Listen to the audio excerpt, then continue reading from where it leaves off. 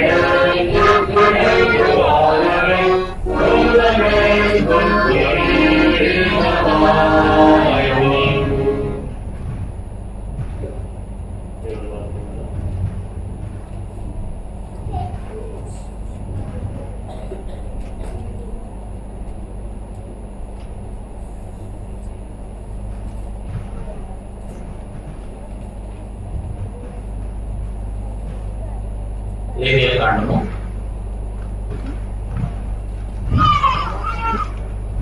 26వ అధ్యాయము 11వ వచనము. అందరం కలిసి ప్రార్థన పూర్వకంగా క్లియర్గా స్పష్టంగా చదువుకుందాం. లేవియా కాండం 26వ అధ్యాయము 11వ వచనము. అందరం కలిసి చదువుకుందాం. నా మందిరమును మీ మధ్య ఉంచెదను, మీ యందు నా మనసు అసహ్యపడదు. ప్రభు యొక్క సైనికం ప్రారంభిస్తున్నాం.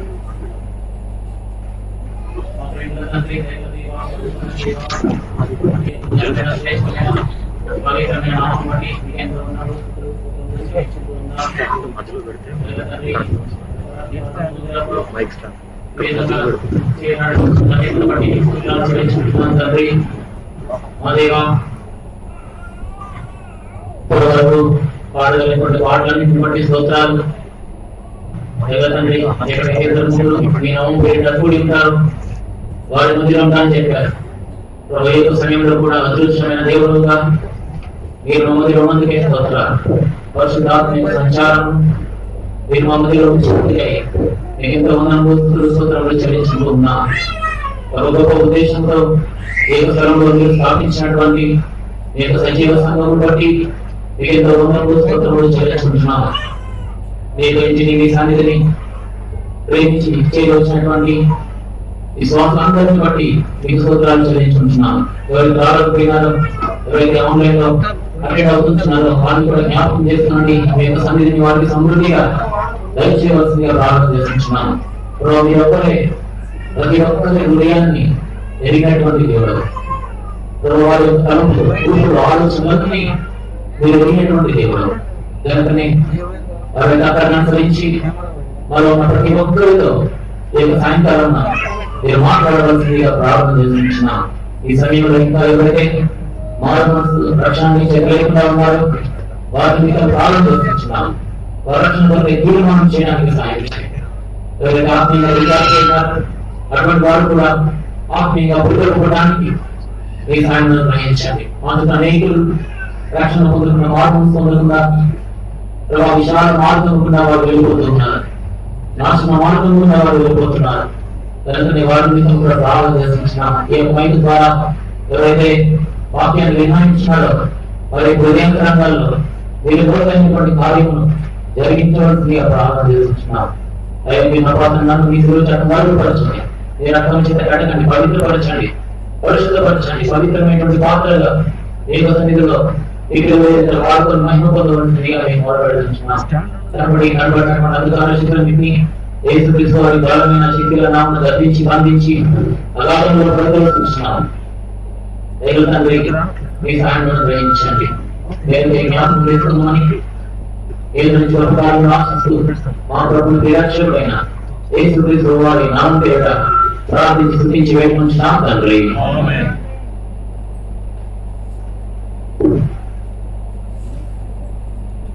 మరొకసారి లేవియాకాండం 26వ అధ్యాయము 11వ వచనము అందరం కలిసి చదువుకుందాం. లేవియాకాండం 26వ అధ్యాయం 11వ వచనం. నా మందిరమును మీ మధ్య ఉంచెదను, మీ యందు నా మనసు అసహ్యపడదు. దేవుని యొక్క మందిరము దేవుని యొక్క నివాస స్థలానికి గుర్తుగా ఉంది.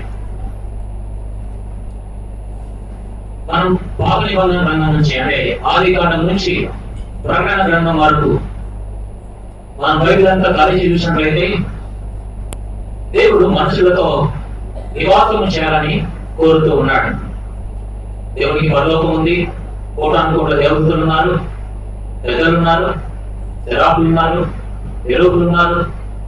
అయితే దేవుడు నివాస స్థలం కొరకై ఆయన వెతుకుతూ ఉన్నాడు. ఈ సృష్టి యావత్తును కూడా దేవుడు మానవుడి కొరకై సృష్టించాడు. ఆది కాండం 1వ అధ్యాయం అంతా కూడా మనం చూసినట్లయితే దేవుడు సమస్త సృష్టిని, ఈ భూమి మీద ఉన్నటువంటి ప్రతి దానిని, ఈ విశ్వంలో ఉన్నటువంటి ప్రతి దానిని కేవలం నరుడి కొరకై, మానవుని కొరకై దేవుడు సృష్టించాడు. తర్వాత ఆ యొక్క నరుని ఒక ప్రత్యేకమైనటువంటి స్థలంలో తూర్పు దిక్కున ఒక తోటను నాటి ఆ తోటలో ఆదామును పెంచాడు. తర్వాత దేవుడు ఆదాము కొరకై అవ్వను సృష్టించినట్లుగా మనం చూస్తాం. తర్వాత దేవుడు చల్లపూటను సాయంకాలం వేళలో ప్రతి దినము ఆదాము అవ్వ దగ్గరకు వచ్చి వారితో మాట్లాడేటువంటి వాడు, సంచరించేటువంటి వాడు. చూడండి ఆది కాండము 3వ అధ్యాయం, ఆది కాండము 3వ అధ్యాయము 8వ వచనం. చల్లపూటను ఆదామును అతని భార్యయు తోటలో సంచరించుచున్న దేవుడైన యెహోవా స్వరమును విని. దేవుడు తన యొక్క పరిశుద్ధమైనటువంటి దేవదూతలతో బహుశా వచ్చేవాడేమో, వారిని వెంట పెట్టుకుని వచ్చేవాడేమో. ఆదాము అవ్వలను ఆ ఏదెను తోటలో కలుసుకొని వారితో ముచ్చటించి వారితో చక్కగా మాట్లాడి, అంతేకాకుండా వాళ్ళతో ఆ తోటలో ఏదెను తోటలో చక్కగా నడుస్తూ మరి సంభాషించుతూ ఉండేటువంటి వాడు. ఎందుకంటే దేవుడు ఆ సహవాసాన్ని కోరుతూ ఉన్నాడు. మానవులతో దేవుడు సహవాసం కలిగి ఉండాలని, వారితో మాట్లాడాలని, వారితో కలిసి సంచరించాలని దేవుని యొక్క ఉన్నతమైనటువంటి నిశ్చయమైనటువంటి సంకల్పం. అయితే ఆదాము ఎప్పుడైతే పాపం చేశారో వెంటనే దేవుడు ఉన్నటువంటి ఆ యొక్క సహవాసాన్ని, సంబంధాన్ని వారు కోల్పోయారు. దేవుడు పాపిని ప్రేమిస్తాడు, అయితే పాపాన్ని ద్వేషిస్తాడు. ఆదాము వారికి దేవుడు అవకాశం ఇచ్చాడు. ఆదామా నీవెక్కడా అని దేవుడు వెతుక్కుంటూ వచ్చాడు. ఆదామా నీవెక్కడా అని అడిగినప్పుడు దేవుడికి తెలియదండి ఆదాం ఎక్కడున్నాడు, ఆదాం ఏ పనులు చేశాడు, అవ్వ ఏ పని చేసిందో, అక్కడంతా కూడా ఏమి జరిగిందో దేవుడికి అంతా తెలియదా? దేవుడికి అంతా తెలుసు.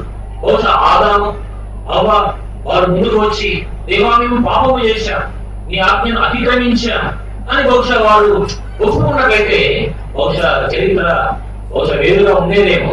అయితే వారు ఆ విధంగా రాలేదు. వారు వెళ్ళారు, దాక్కున్నారు, ఒకరి మీద ఒకరు నెపములు మోపుకుంటూ ఉండినారు. దేవుడు అవకాశం ఇచ్చాడు. అయితే వారు మాత్రము ఆ సందర్భంలో మారు మనసుకున్నట్లుగా తమ యొక్క పాపాలను ఒప్పుకున్నట్లుగా మనకి ఎంత మాత్రం కూడా కనపడదు. అందుకని దేవుడు కోపగించుకున్నాడు. దేవుడు కోపగించుకొని ఆ ఏదైనా తోటల నుంచి బయటికి ఎంపి వేశాడు. అయితే దేవుని యొక్క సంకల్పం, దేవుని యొక్క ఉద్దేశం ఎంత మాత్రం కూడా మారిపోలేదు. దేవుడు మానవులను ప్రేమిస్తూ ఉన్నాడు. అందుకనే మనుషులతో నివాసం చేయాలని దేవుడు కోరుతూ ఉన్నాడు. అందుకనే చూడండి, నిర్గమాకాండము 26వ అధ్యాయము 11వ వచనంలో, నిర్గమాకాండం 26వ అధ్యాయం 11వ వచనం, క్షమించండి 8వ వచనం. నేను వారు నివసించినట్లు వారు నాకు పరిశుద్ధ స్థలమును నిర్మింపవలెను. దేవుని యొక్క మందిరము అంటే దేవుని యొక్క నివాస స్థలానికి గుర్తుగా ఉంది, డ్వెల్లింగ్ ప్లేస్ ఆఫ్ గాడ్. నేను వారిలో నివసించినట్లు వారు నాకు ఒక పరిశుద్ధ స్థలమును నిర్మింపవలెను. ఎందుకు పరిశుద్ధ స్థలం? దేవుడు పరిశుద్ధుడు కనుక ఆయన పరిశుద్ధ స్థలములలో నివసించేటువంటి వాడు. అందుకనే పరిశుద్ధమైనటువంటి స్థలాన్ని దేవుడు కోరుతూ ఉన్నాడు. అయితే మానవులు పాపం చేసినారు. ఈ యొక్క లోకం అంతా కూడా పాపంతో నింపబడినటువంటి లోకం. అయితే దేవుడు మానవులతో నివాసం చేయాలని కోరుతూ ఉన్నాడు. అయితే దేవుడు పాప స్థలాల్లో ఏమాత్రం కూడా నివసించలేడు. అందుకనే మనుషులతో సహవాసం చేయడం కొరకై పరిశుద్ధ స్థలమును నా కొరకై నిర్మించాలి అని దేవుడు కోరుకుంటున్నాడు. ఆ పరిశుద్ధ స్థలము ఏ విధంగా ఉన్నాడు దేవుడు ముందుగానే తెలియజేశాడు. ఆ కొండ మీద 40 రాత్రి పగళ్ళు ఆ పరలోకంలో ఉన్నటువంటి ఆ పరిశుద్ధ స్థలము, ఆ యొక్క మందిరం యొక్క నమూనాను, అందులో ఉన్నటువంటి వస్తువులు, వాటి గురించినటువంటి కొలతలు, ఆ మచ్చు, ఆ యొక్క రూపము, వాటి యొక్క సైజ్ అంతా కూడా దేవుడు ముందుగానే మోషేకు తెలియజేశాడు. ఈ విధంగా రూపించాలి, ఈ విధంగా కట్టాలి, ఈ విధంగా వస్తువులను ఈ విధంగా చేయాలని దేవుడు తెలియజేశాడు. దాని ప్రకారమే మోషే మరి ఈ యొక్క పరిశుద్ధ స్థలాన్ని దేవుని కొరకై నిర్మించినట్లుగా మనం చూస్తాం. అయితే దేవుడు ఆ పరిశుద్ధ స్థలంలో నివసించి, అంటే నరుల మధ్యలో, దేవుని యొక్క ప్రజల మధ్యలో నివాసము చేయాలని దేవుడు కోరుతూ ఉండినాడు. అయితే ఈ మందిరం యొక్క ప్రతిష్ట సమయంలో చూసినట్లయితే ఇదే నిర్గమాకాండము ఈ ఆఖరి అధ్యాయంలో మనం చూడగలం. ఈ మందిరం యొక్క మందిరం అంతా కూడా కట్టడం ముగించబడిన తర్వాత ఏమి జరిగింది చూడండి. నిర్గమాకాండము 40వ అధ్యాయము 17వ వచనంలో, 2వ సంవత్సరంలో మొదటి నెలలో మొదటి దినమున మందిరము నిలువబెట్టబడెను. తర్వాత అక్కడ బలులు అర్పిస్తారు. తర్వాత 24వ వచనంలో, అప్పుడు మేఘము ప్రత్యక్షపు గుడారమును కమ్మగా యెహోవా తేజస్సు మందిరమును నింపెను. ఆ మేఘము మందిరం మీద నిలుచుట చేత మందిరం యెహోవా తేజస్సు నింపెను కనుక మోషే ప్రత్యక్షపు గుడారంలోనికి వెళ్ళలేకుండెను. అంటే దానికి అర్థము దేవుడి సాక్షాత్తు దిగి వచ్చి ఇశ్రాయేలు ప్రజల మధ్యలో ఆ మందిరంలో దేవుడు నివాసం చేయడము మొదలు పెట్టాడు. కాబట్టి మరి పగటి వేళలో చూసినట్లయితే మేఘము ఆ యొక్క పరిశుద్ధ స్థలం పైన ఆవరించినట్లుగా మనం చూడగలం. తర్వాత రాత్రి వేళలో మరి అగ్ని వంటి ఆకారం ఆ పరిశుద్ధ స్థలం పైన, దేవుని యొక్క ఆలయం పైన నిలిచినట్టుగా మనం చూడగలం. దాదాపు 40 సంవత్సరాల వరకు ఆ విధంగా జరిగింది. ఇశ్రాయేలు ప్రజలు కన్నులారా చూడగలిగారు ఆ యొక్క మేఘాన్ని, ఆ తర్వాత ఆ యొక్క అగ్ని వంటి ఆకారాన్ని వారు ప్రతిదినము వారి మధ్యలోనే చూడగలుగుతూ వచ్చారు. అంటే దేవుడు సాక్షాత్తు వారి మధ్యలో నివాసము చేస్తూ ఉండినాడు. దాని తర్వాత ఇశ్రాయేలు ప్రజలు వారు కనాను దేశంలోనికి వెళ్ళిపోయిన తర్వాత వాడు ఈ యొక్క పరిశుద్ధ స్థలాన్ని షిలోహు అనేటువంటి ఆ యొక్క స్థలంలో వాళ్ళు పెట్టినట్లుగా మనం చూడగలం. ఆ షిలోహులో కూడా మనం చూసినట్లయితే ఇశ్రాయేలు ప్రజలు మరి దేవుని యొక్క ఆలయంలోకి వెళ్తూ ఉంటున్నారు. తర్వాత యాజక సేవ జరుగుతూ ఉండింది.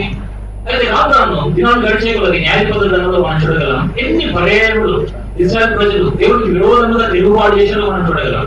ఒక న్యాయాధిపతి చనిపోయిన తర్వాత మరొక న్యాయాధిపతి దేవుడు లేపుకొని ఇశ్రాయేలు ప్రజలను విడిపించాల్సి వచ్చింది. ఎందుకంటే ఇశ్రాయేలు ప్రజలు అనేక పర్యాయములు తిరుగుబాటు చేశారు. అయితే న్యాయాధిపతుల కాలంలో ఇశ్రాయేలు ప్రజలు దేవుని యొక్క ప్రజలు ఏమైపోయారంటే అసలు దేవుడు అంటే ఎవరో ఎరిగినటువంటి తరం ఒకటి పుట్టిందన్న. చూడండి న్యాయాధిపతుల గ్రంథం, న్యాయాధిపతుల గ్రంథము న్యాయాధిపతుల గ్రంథం 2వ అధ్యాయము 10వ వచనం. న్యాయాధిపతులు 2వ అధ్యాయం 10వ వచనం. ఆ తరం వారందరూ తమ పితరుల ఎదుగు చేర్చబడి వారి తరువాత యెహోవా నైనను ఆయన ఇశ్రాయేలు కొరకు చేసిన కార్యములనైనను ఎరుగని తరం ఒకటి పుట్టగా. ఎంత భయంకరమైనటువంటి సంగతి! దేవుని యొక్క కట్టడలను, దేవుని యొక్క ఆజ్ఞలను, ధర్మశాస్త్రాన్ని సంపూర్తిగా వారు విసర్జించినటువంటి వారు అయిపోయినారు. మనకు తెలుసు ఈ మొదటి సమీర గ్రంథము ఆ మొదటి అధ్యాయంలో అక్కడ హన్న తర్వాత దాని యొక్క భర్త వారిద్దరు కూడా వారి దేవుని యొక్క ఆలయంలోనికి వారు వచ్చినప్పుడు ఎల్కానా హన్న వారిద్దరు కూడా ఎక్కడికి వచ్చారంటే షిలోహులో ఉన్నటువంటి దేవుని యొక్క ఆలయంలోనికి వారు వచ్చారు. అప్పటికే మనకు తెలుసు ఆ ఏవి తన యొక్క ఇద్దరు కుమారులు వారి దేవుడికి విరోధంగా ప్రవర్తిస్తూ ఉండినారు. ప్రత్యేకంగా ఈ యొక్క ఇద్దరు కుమారుల గురించి రాయబడింది. వారు వ్యభిచారం చేస్తూ ఉండినారు. అంతేకాకుండా ఎవరైతే బలులు అర్పించడానికి వస్తా ఉన్నారో వారు అర్పించబడక మునిపే వారి యొక్క మాంసాన్ని తమ కొరకై వారి స్వాధీనం చేసుకుంటూ వచ్చారు. ఎంతో వారి దుష్టులుగా వారు జీవిస్తూ వచ్చారు. దేవుడి యొక్క కోపం రగులుకుంటుంది. దేవుడు ఒక దైవజనుడు పంపించాడు. 2వ అధ్యాయము మొదటి సమీర గ్రంథం 27వ వచనం నుండి చివరి వచనం వరకు మనం చూడగలం. అయినప్పటికీ ఏలి తన యొక్క పిల్లలు పిలిచి వారిని ఖండితంగా వారిని శిక్షణలో పెట్టినట్లుగా మనకు కనపడదు. అది దేవుని యొక్క కోపం రగులుకుంటుంది. దేవుడు ఆ యొక్క షిలోహు ఆలయాన్ని అసహించుకున్నాడు. ఆ షిలోహును దేవుడు విడిచిపెట్టినట్లుగా మనం చూడగలం. దాని తర్వాత దేవుని యొక్క మందసము మరి పట్టబడుతుంది. తర్వాత అనేక సంవత్సరాల వరకు ఆ యొక్క మందసం, దేవుని యొక్క మందసము ఉపదినము ఇంచులో ఉంటూ ఉండింది. సౌలు యొక్క దినాల్లో కూడా దేవుని కొరకు ఒక ఆలయం కూడా కట్టబడలేదు. కానీ దావీదు దేవుని కొరకు ఒక ఆలయాన్ని కట్టడానికి ఇష్టపడ్డాడు. దేవుని యొక్క నివాస స్థలాన్ని కట్టడానికి ఇష్టపడుతూ ఉన్నాడు. ఆ విషయమే దేవుడు ఎంతగానో సంతోషించాడు. పెద్దలు కూడా ఎవరు కూడా దేవుని యొక్క ఆలయాన్ని కట్టడానికి వారు ముందుకు రాలేదు. వారికి అటువంటి తలంపు పుట్టలేదు. వారు అటువంటి ఆలోచన కూడా చేయలేదు. అయితే దావీదు ఒక్కడే దేవుని యొక్క ఆలయాన్ని నిర్మించాలి. ఎందుకంటే తాను ఒక రాజనగరు కట్టుకున్నాడు, దేవతలు మానులతో కట్టుకున్నాడు. తర్వాత ఎదురు చూస్తే గుడారం ఉంది. ఆ గుడారంలో దేవుని యొక్క నిబంధన మందసం ఉంది. తాను చూశాడు, అయ్యో నేను ఇంత ప్యాలెస్ లో జీవిస్తా ఉన్నాను, దేవతలు మానులతో కట్టబడినటువంటి భవంతులు జీవిస్తా ఉన్నాను, కానీ దేవుని యొక్క ఆలయం ఒక గుడారంలో ఉంది, ఆ మందసం ఒక గుడారంలో నివాసం చేస్తుందని ఎంతగానో నొచ్చుకున్నటువంటి వాడే దేవుని కొరకు ఒక ఆలయాన్ని కట్టడానికి తాను తీర్మానం చేశాడు. అయితే దేవుడు ఒప్పుకోలేదు. నీ యొక్క ఉద్దేశం మంచిదే, కానీ నీవు బహుగా రక్తము వరించినటువంటి కారణం చేత నీ కుమారుడు ఆ ఆలయాన్ని కడతానని చెప్పాడు. కాబట్టి సొలొమోను దేవుని యొక్క ఆలయాన్ని నిర్మించాడు. ఎంతో ఘనుడుగా దాన్ని నిర్మించాడు. మన తెలుసు ఆ యొక్క సందర్భంలో ఆ ఆలయం ముగించబడిన తర్వాత, కట్టడం ముగించబడిన తర్వాత మరలా దేవుని యొక్క తేజస్సు ఆ మందిరం నిండా కూడా నింపబడినట్లుగా మనం చూడగలం. అంటే దేవుడు సాక్షాత్ ఆయన వచ్చి ఆ ఆలయంలో నివాసం చేసినట్లుగా మనం చూస్తాం. తర్వాత ఆ సొలొమోను కాలంలో ఇశ్రాయేలు దేశము 2 భాగాలుగా చేయబడలేదు. సొలొమోను దేవుని విరోధంగా పాపం చేశాడు. ఆరంభంలో బాగా జీవించాడు. ఆరంభంలో దేవుని యొక్క ఆలయాన్ని కట్టాడు. అయితే ఎప్పుడైతే ఎక్కువ మంది భార్యలు చేసుకున్నాడు, 800 మందిని భార్యలు చేసుకున్నాడు. తర్వాత మిగతా వాళ్ళు 200 మంది ఉపపత్నులు పెట్టుకున్నాడు. దాదాపు 1000 మంది. వారందరూ కూడా ఈ సొలొమోను యొక్క హృదయాన్ని వారు తెలిపేసినారు. దేవుడు ముందుగానే తెలియజేశాడు. ఆ ద్వితీయోపదేశ కాండంలో 17వ అధ్యాయం అనుకుంటాను. దేవుడు ముందుగానే చెప్పాడు, రాజు ఎక్కువ మంది స్త్రీలను వివాహం చేసుకోవద్దు. ఎందుకంటే వారు ఆ భార్యలు తన హృదయాన్ని తెలిపివేస్తారని దేవుడు ముందుగానే మోషే ద్వారా ఆయన విషయాలన్నీ కూడా తెలియజేపించాడు. సొలొమోను మాత్రం అనేక మంది వివాహం చేసినటువంటి కారణం చేత ఆయన భార్యలందరూ తన హృదయాన్ని సంపూర్తిగా తిప్పివేశారు. కాబట్టి ఆయన విగ్రహాలను చేయడం మొదలు పెట్టాడు. ఆ విగ్రహాలకు ధూపం వేయడం మొదలు పెట్టాడు. యెరూషలేములోనే పరిశుద్ధ స్థలంలోనే దేవాలయం ఎదుటనే పరిశుద్ధ దేవాలయం ఎదుటనే ఆ గుడులు, ఆ అన్య దేవత గుడులు తాను కట్టనారంభించాడు. ఎంతో భయంకరమైనటువంటి పాపాన్ని చేశాడు. దేవుడు 2 పర్యాయాలు తానే స్వయంగా ప్రత్యక్షమయ్యాడు. ప్రవక్తను పంపించలేదు. దేవుడు తానే స్వయంగా ప్రత్యక్షమయ్యాడు, మాట్లాడాడు. మాత్రము తిరగకుండా ఉండింది. తర్వాత దేవుడు బహుగా ఉపయోగించుకున్నాడు. అదే దేవుడు దావీదుతో చేసినటువంటి నిబంధనను బట్టి ఆ కాలంలో దేవుడు రాజ్యాన్ని 2 భాగాల్లో చేయలేకపోయాడు. తన కుమారుడైనటువంటి రెహబాము కాలంలో దేవుడు ఆ దేశాన్ని 2 భాగాలుగా చీల్చివేశాడు. ఒకటి ఉత్తర దేశం, దానికి పేరు ఇశ్రాయేలు దేశం. అందులో మొత్తము 10 గోత్రాలు ఉండినాయి. దానికి రాజధాని పట్టణము షోమ్రోనుగా ఉండేది, సమరియా. దాని తర్వాత 2వ దేశము అది యూదా దేశం. ఆ యూదా దేశానికి రాజధాని పట్టణము యెరూషలేము. ఆ యూదా దేశంలో యూదా వారు బెన్యామీనీయులు ఉండినారు. ఈ విధంగా దేశము 2 భాగాలుగా దేవుడు చీల్చి వేశాడు. అయితే యెరూషలేములో దేవుని యొక్క ఆలయం ఉండేది. రెహబాము మొదలుకొని చివరి రాజు వరకు యూదా దేశంలో మొత్తము 20 మంది పరిపాలించారు. యూదా దేశాన్ని మొత్తం 20 మంది పరిపాలించారు. అయితే విభాగించబడినటువంటి ఇశ్రాయేలు దేశాన్ని మాత్రము మొత్తము 19 మంది రాజులు పరిపాలించారు. అయితే యూదా దేశంలో యెరూషలేము ఉండేది. యెరూషలేములో దేవుని యొక్క ఆలయం ఉండేది. అయితే ఆ యొక్క ఆలయంలోనికి క్రమంగా యూదా రాజులు, దేవుని యొక్క ప్రజలు, యూదులైనటువంటి వారు దేవుని యొక్క ఆలయంలోనికి వారు విగ్రహాలు తీసుకొచ్చారు. తర్వాత విగ్రహాలను జరిపించేటువంటి వారు దేవుని యొక్క ఆలయంలోనికి ప్రవేశించి వారు దేవుని యొక్క ఆలయాన్ని అపవిత్రపరిచారు. ఆ రాజుల యొక్క చరిత్ర రెహబాము మొదలుకొని తర్వాత చివరి రాజైనటువంటి సిద్కియా వరకు మనం చూస్తే వారు విగ్రహాలు వదిలిపెట్టలేదు. వారు దాదాపుగా ఎక్కువ మంది విగ్రహాలను చేసినారు. దేవుని యొక్క ఆలయంలోనికి, పరిశుద్ధ దేవుని యొక్క ఆలయంలోనికి విగ్రహాలు వారు తీసుకుని వచ్చారు. దేవుడు అసహించుకున్నాడు. ఎంతో మంది ప్రవక్తలు దేవుడు లేపుకున్నాడు. ఎంతో మంది ప్రవక్తలు. అయితే ఆ ప్రవక్తల మాటలు ఏమాత్రం కూడా వారు వినలేదు. నాకు తెలుసు ఆ విలాప వాక్యంలో ఇర్మియా గ్రంథంలో ఆ ఇర్మియా ప్రవక్త ఎన్ని విషయాలు రాస్తాడు. కారణం ఏంటంటే విగ్రహాలు. దేవుని యొక్క ప్రజలు దేవుని ధర్మశాస్త్రాన్ని సంపూర్ణంగా విసర్జించారు, విగ్రహాలను చేయడం మొదలు పెట్టారు. అందుకని దేవుడు బహుగా ఉపయోగించుకున్నాడు. ఎన్నో సంవత్సరాల వారికి అవకాశం ఇచ్చాడు. ఎంతో మంది ప్రవక్తలను పంపించినప్పటికీ వారెంత మాత్రం కూడా మాట వినలేదు. అందుకని దేవుడు అసహించుకున్నాడు.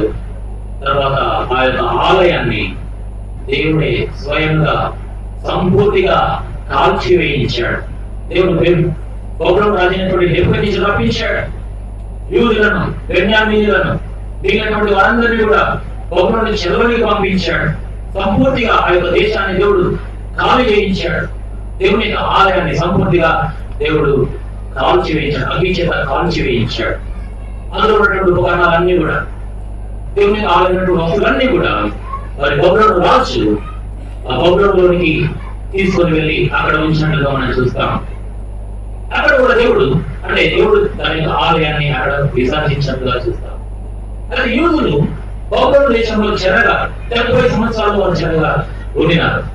ఆ యొక్క 70 సంవత్సరాల తర్వాత దేవుడు చెప్పాడు, మళ్ళా నేను మిమ్మల్ని దర్శిస్తాను, మళ్ళా నేను మిమ్మల్ని యూదా దేశంలోకి తీసుకొని వస్తాను, మళ్ళా నా యొక్క ఆలయాన్ని కట్టింపజేస్తానని చెప్పేసి దేవుడు వాగ్దానం చేశాడు. 70 సంవత్సరాలు ముగించబడిన తర్వాత దేవుడు జెరుబ్బాబెలుని ఏర్పాటు చేస్తున్నాడు. జెరుబ్బాబెలు లేపుకున్నాడు.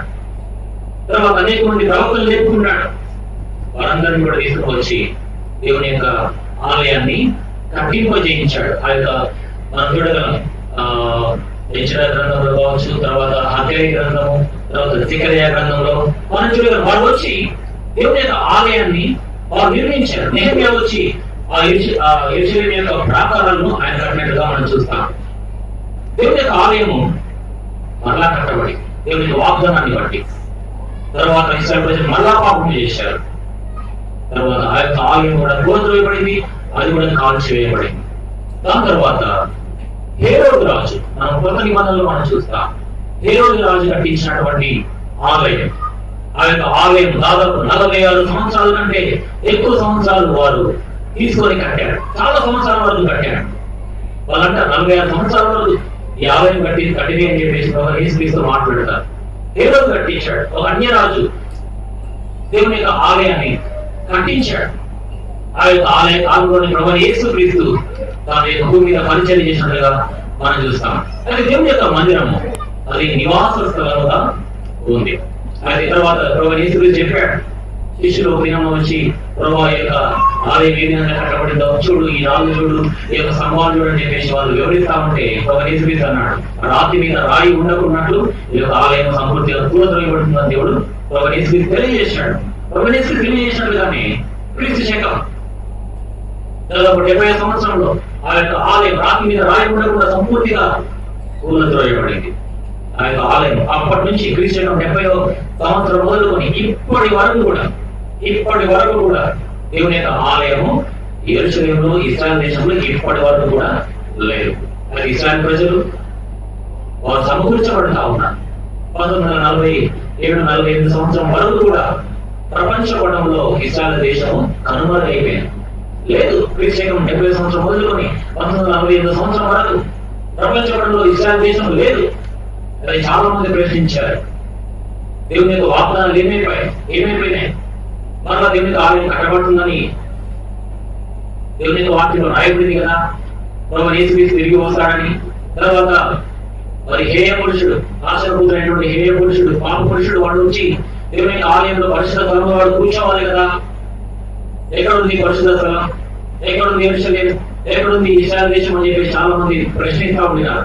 అయితే నేటి దినాల్లో, చివరి దినాల్లో మనం చూడగలుగుతున్నాం, ఇశ్రాయేలు ప్రజలు అనేక దేశంలోనికి వారు చెరగా తీసుకొని పోబడ్డారు, చెరిగిపోయినారు. మన యొక్క భారతదేశం నుండి కూడా చాలా మంది యూదులు వచ్చి నివసించారు. ఇప్పటి కూడా చాలా మంది యూదులు భారతదేశంలో ఇంకా నివాసం చేస్తా ఉన్నారు. అయితే చాలా మంది తమ యొక్క సొంత దేశంలోనికి వారు తరలి వెళ్ళిపోతా ఉన్నారు, చాలా మంది వెళ్ళిపోతా ఉన్నారు. అది ఇప్పుడు నేడు వారు దేవుని యొక్క ఆలయాన్ని కట్టడానికి సిద్ధంగా ఉన్నారు. ఎప్పుడైనా కానీ ఈ పరిస్థితులు అట్లా జరుగుతా ఉన్నాయి. ఎప్పుడైనా దేవుని ఆలయం తప్పనిసరిగా యెరూషలేములో కట్టబడ్డ మనం చూడగలం. ఎందుకంటే ప్రవచనాలు ఎంతో తేటగా వ్రాయబడ్డాయి. గ్రంథంలో ఐదు విషయాలన్నీ కూడా వ్రాయబడ్డాయి. దేవుని యొక్క మందిరము దేవుని యొక్క నివాస స్థలమై ఉంది. దేవుని యొక్క మందిరాన్ని మోషే కట్టినటువంటి ఆ యొక్క మందిరాన్ని కనుక మనం చూసినట్లయితే అక్కడ చాలా వస్తువులు ఉన్నాయి. అందులో ప్రతి వస్తువు కూడా ప్రభువైన యేసుక్రీస్తు గురించి మాట్లాడుతుంది. ఎందుకంటే మోషే కట్టినటువంటి ఆ యొక్క గుడారము, ఆ యొక్క ఆలయం అనేటువంటిది చాలా ప్రాముఖ్యమైనటువంటిది. ఎప్పుడు గ్రంథకర్త ఆ యొక్క విషయాలు తాను క్లుప్తంగా వర్ణిస్తాడు. చూడండి, ఎబ్రీ రాష్ట్ర పత్రిక 9వ అధ్యాయము 9వ వచనం నుండి తాను వివరించడం మొదలు పెడతాడు. మోషే కట్టినటువంటి ఆ యొక్క ప్రత్యక్ష గుడారం గురించి, అందులో వస్తువుల గురించి తాను వివరించడం మొదలు పెడతాడు. ఎందుకంటే మోషే కట్టినటువంటి ఆ యొక్క ప్రత్యక్ష గుడారం ప్రతి ఒక్క వస్తువు కూడా ప్రభువైన యేసుక్రీస్తుకు సాదృశ్యంగా ఉన్నట్లుగా మనం చూడగలం. చూడండి, ఆ యొక్క ప్రత్యక్ష గుడారము తూర్పు దిక్కున దానికి ద్వారం ఉన్నట్లుగా మనం చూస్తాం. ఎందుకంటే ఆదాము హవ్వలు వారిద్దరు కూడా తూర్పు దిక్కు నుండే వారు తూర్పు దిక్కు వైపుగా బయటికి వెళ్ళగొట్టబడ్డారు. చూడండి, ఆదికాండము 3వ అధ్యాయం, ఆదికాండము 3వ అధ్యాయము 23వ వచనం.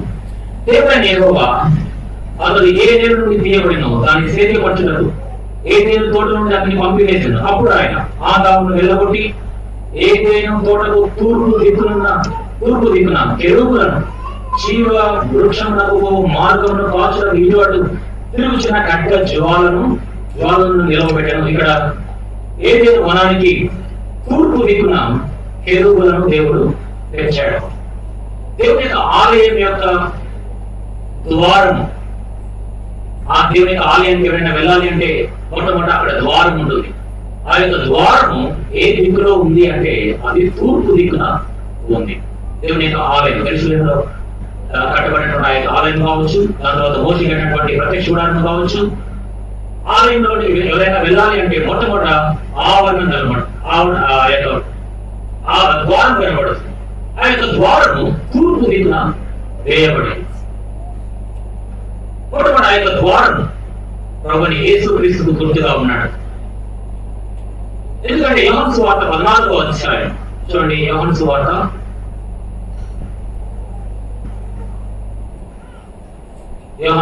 14వ అధ్యాయము 6వ వచనం. యేసు నేనే మార్గము సత్యము జీవము, నా ద్వారానే తప్ప ఎవడును తండ్రి యొద్దకు రాడు. ప్రభుని యేసు చెప్పాడు, నేనే మార్గము. ప్రభుని యేసుక్రీస్తు ఒక్కడే మార్గమై ఉన్నారు. ఎవరైనా తండ్రి యొద్దకు వెళ్ళాలి అంటే ప్రభుని యేసుక్రీస్తు ద్వారానే వారు తండ్రి యొద్దకు వెళ్ళగలరు. అయితే ఆ యొక్క ద్వారం అనేటువంటిది ప్రభుని యేసుక్రీస్తుకి సాదృశ్యంగా ఉంది. ఆ ద్వారం గుండా ఎవరైతే లోపల ప్రవేశిస్తారో వెంటనే మనకు బలిపీఠం కనబడుతుంది. ఇతడి బలిపీఠం. ఆ యొక్క బలిపీఠం కూడా ప్రభుని యేసుక్రీస్తు గురించి మాట్లాడుతూ ఉంది. యోహాను సువార్త 1వ అధ్యాయం 29వ వచనం. మర్నాడు యోహాను యేసు తన ఎదుగు రాగా చూచి, ఇదిగో లోక పాపమును మోసుకొని పోవు దేవుని గొర్రెపిల్ల. ప్రభువైన యేసుక్రీస్తు లోక పాపాన్ని మోసుకొని పోవు దేవుని గొర్రెపిల్లగా ఉండినాడు.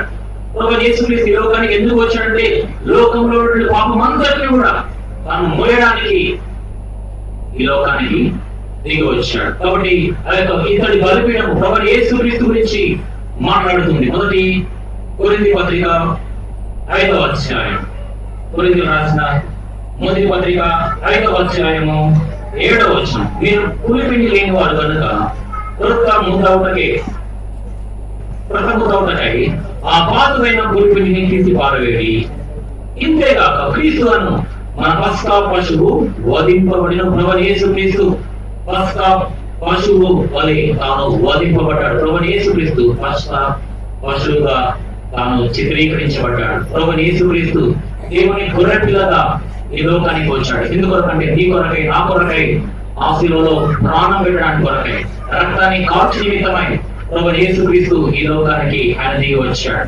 కాబట్టి ఆ ద్వారాన్ని దాటి లోపలికి వెళ్తే మొట్టమొదటిగా మనకు బలిపీఠం కనబడుతుంది. ఆ యొక్క బలిపీఠం ప్రభువైన యేసుక్రీస్తు గురించి మాట్లాడుతూ ఉంది. ప్రభువైన యేసుక్రీస్తు ఆయన లోక పాపమును మోసుకొని పోవు దేవుని గొర్రెపిల్లగా ఉండినాడు. పస్కా పశువుగా తాను ఉండినాడు. తర్వాత ఆ యొక్క బలిపీఠాన్ని దాటుకుని ముందుకు వెళ్తే మనకు గంగాళం కనబడుతుంది. గంగాళం, ఈ యొక్క గంగాళం కూడా ప్రభువైన యేసుక్రీస్తు గురించి మాట్లాడుతూ ఉంది.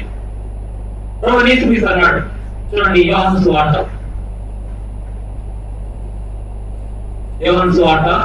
11వ అధ్యాయము 24వ వచనం. యోహాను సువార్త 11వ అధ్యాయము 24వ వచనం.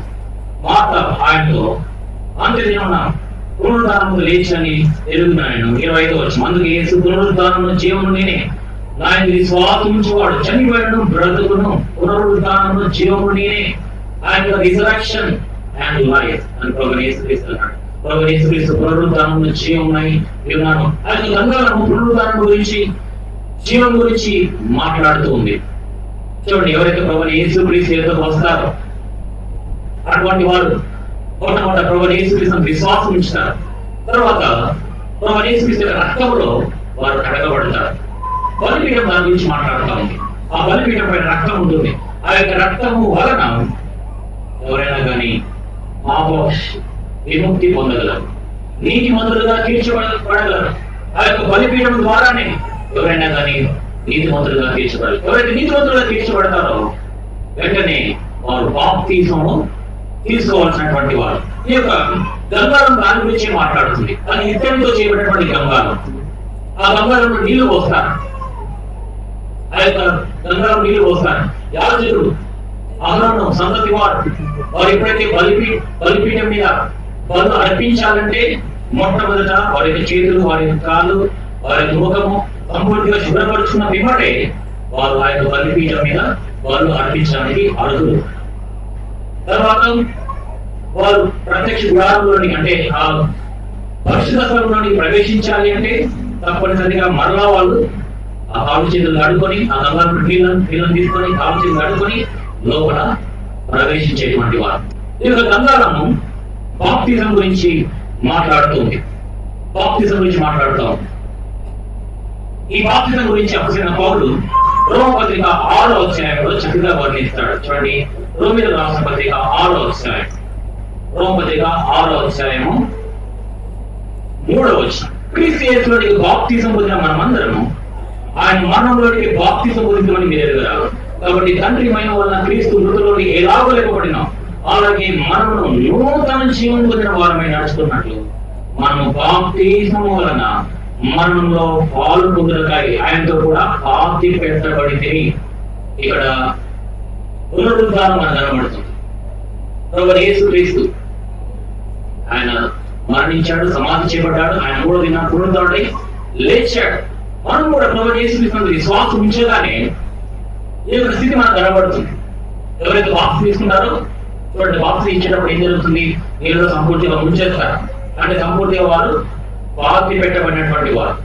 తర్వాత పైకి లేపినారంటే నూతన జీవం పొందినటువంటి వారు లేపబడ్డారు. దాని గురించి ఇక్కడ అపొస్తలుడైన పౌలు మాట్లాడుతున్నాడు.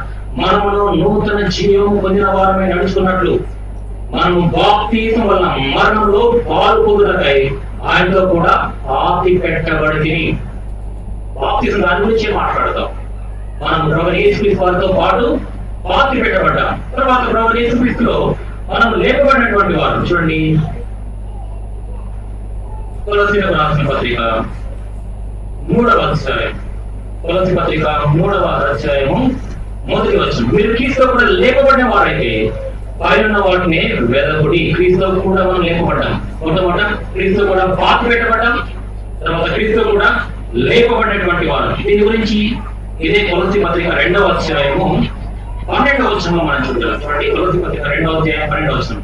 మీరు బాప్తిజం ముందు ఆయనతో కూడా పాతి పెట్టబడిన వారై ఆయన మృతుల నుండి లేపిన దేవుని ప్రభావం ముందు విశ్వసించడం ద్వారా ఆయనతో కూడా లేచితిరి. ఇక రాయబడింది, బాప్తిజం ముందు ఆయనతో కూడా పాతి పెట్టబడినటువంటి వారము, బాప్తిజం ముందు ఆయనతో కూడా లేపబడినటువంటి వారు. కాబట్టి ఎవరైతే ప్రభువు యేసుక్రీస్తు విశ్వాసం ఉంచుతారో అటువంటి వారు ప్రభువు యేసుక్రీస్తు యొక్క రక్తంలో మొట్టమొదటి కడగబడతారు. ఎవరైతే ప్రభువు యేసుక్రీస్తు రక్తంలో కడగబడ్డారో వారందరూ తప్పనిసరిగా బాప్తిజంలో పాల్గొంచుకోవాలి. చాలా మంది ఏమన్నారు, మారుమనసు పొందుతారు, తనకి పాపలు ఒప్పుకుంటారు, బాగానే ఉంటుంది. కానీ బాప్తిజం విషయంలో మాత్రము వెనుకంజ వేస్తా ఉంటారు. బాప్తిజం తీసుకోవాలి చాలా మంది. ఎందుకు తీసుకోవాలని చెప్పి చాలా మంది ప్రశ్నిస్తారు. తిరుగుపోయిన దొంగ అది తీసుకున్నాడండి, అది తీసుకోలే కదా అని చెప్పేసి చాలా మంది యవనస్తులు ప్రశ్నిస్తా ఉంటారు. తిరుగుపోయిన దొంగకి అవకాశం లేదు. కొన్ని క్షణాలైతే చచ్చిపోతాడు, పరదేశానికి వెళ్ళిపోతాడు, అతనికి అవకాశం లేదు. అయితే ఇప్పుడు నీవు శిరోపైన లేవు, నీకు అవకాశం ఉంది. ఆ శిరోపైన దొంగకు అవకాశం లేదు, తాను చర్చ చేయడానికి అవకాశం లేదు, బాప్తిజం తీసుకోవడానికి అవకాశం లేదు, ఇతరులకు సువార్త ప్రకటించడానికి అవకాశం లేదు. అంటే నీకు అవకాశం. ప్రభువు యేసుక్రీస్తు తానే బాప్తిజం తీసుకున్నాడు. ఈ యావతి లాభ జరుగుగా తను తగినది అంటాడు. కాబట్టి మారు మనసు పొందినటువంటి వారు ఎవరి పాపాలైతే క్షమించబడ్డాయో వెంటనే వారు తప్పనిసరిగా బాప్తిజంలో సాక్ష్యం ఇవ్వాల్సిందిగా తప్పనిసరిగా బాప్తిజం తీసుకోవాలి. ఆ గంగారం దాని గురించి మాట్లాడతాం. ఆ యొక్క గంగారం బాప్తిజం గురించి మాట్లాడతాం. అంటే క్రీస్తులో కూడా పాతి పెట్టబడ్డాం, క్రీస్తులో కూడా లేపబడినటువంటి వాడు. ఆ యొక్క గంగారము పునరుద్ధానము జీవము గురించి మాట్లాడతాం. క్రీస్తు యేసులో పాతి పెట్టబడ్డాం అంటే చనిపోయాం, తర్వాత పాతి పెట్టబడ్డాం, తర్వాత నూతన జీవం పొందిన వారమై లేచి. తర్వాత ఈ బలిపీఠము, ఈ గంగాలు, ఈ రెండు కూడా ఆవరణంలో ఉంటాయి. మొట్టమొదటి స్థలము ఆవరణం. ఈ ఆవరణంలో రెండు వస్తువులు ఉంటాయి. మొట్టమొదటిది బలిపీఠము, దాని తర్వాత గంగాలం. తర్వాత ఆయన గంగాలాన్ని దాటుకుని ముందుకు వెళ్తే మనకు ఒక గుడారం కనబడుతుంది.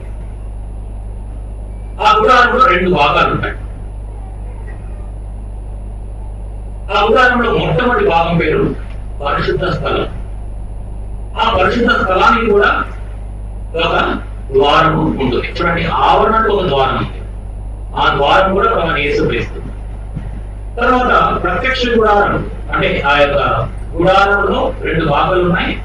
ఆ గుడారానికి ద్వారం కూడా ఉంది. చూడండి, ఉదాహరణకి ఆ విషయాలన్నీ కూడా లేవి నిర్గమాకాండంలో మనం చూడాలి. చూడండి, నిర్గమాకాండము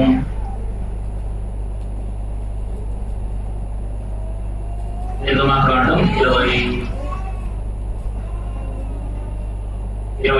అధ్యాయం. నిర్గమాకాండం 26వ అధ్యాయము 36వ వచనం.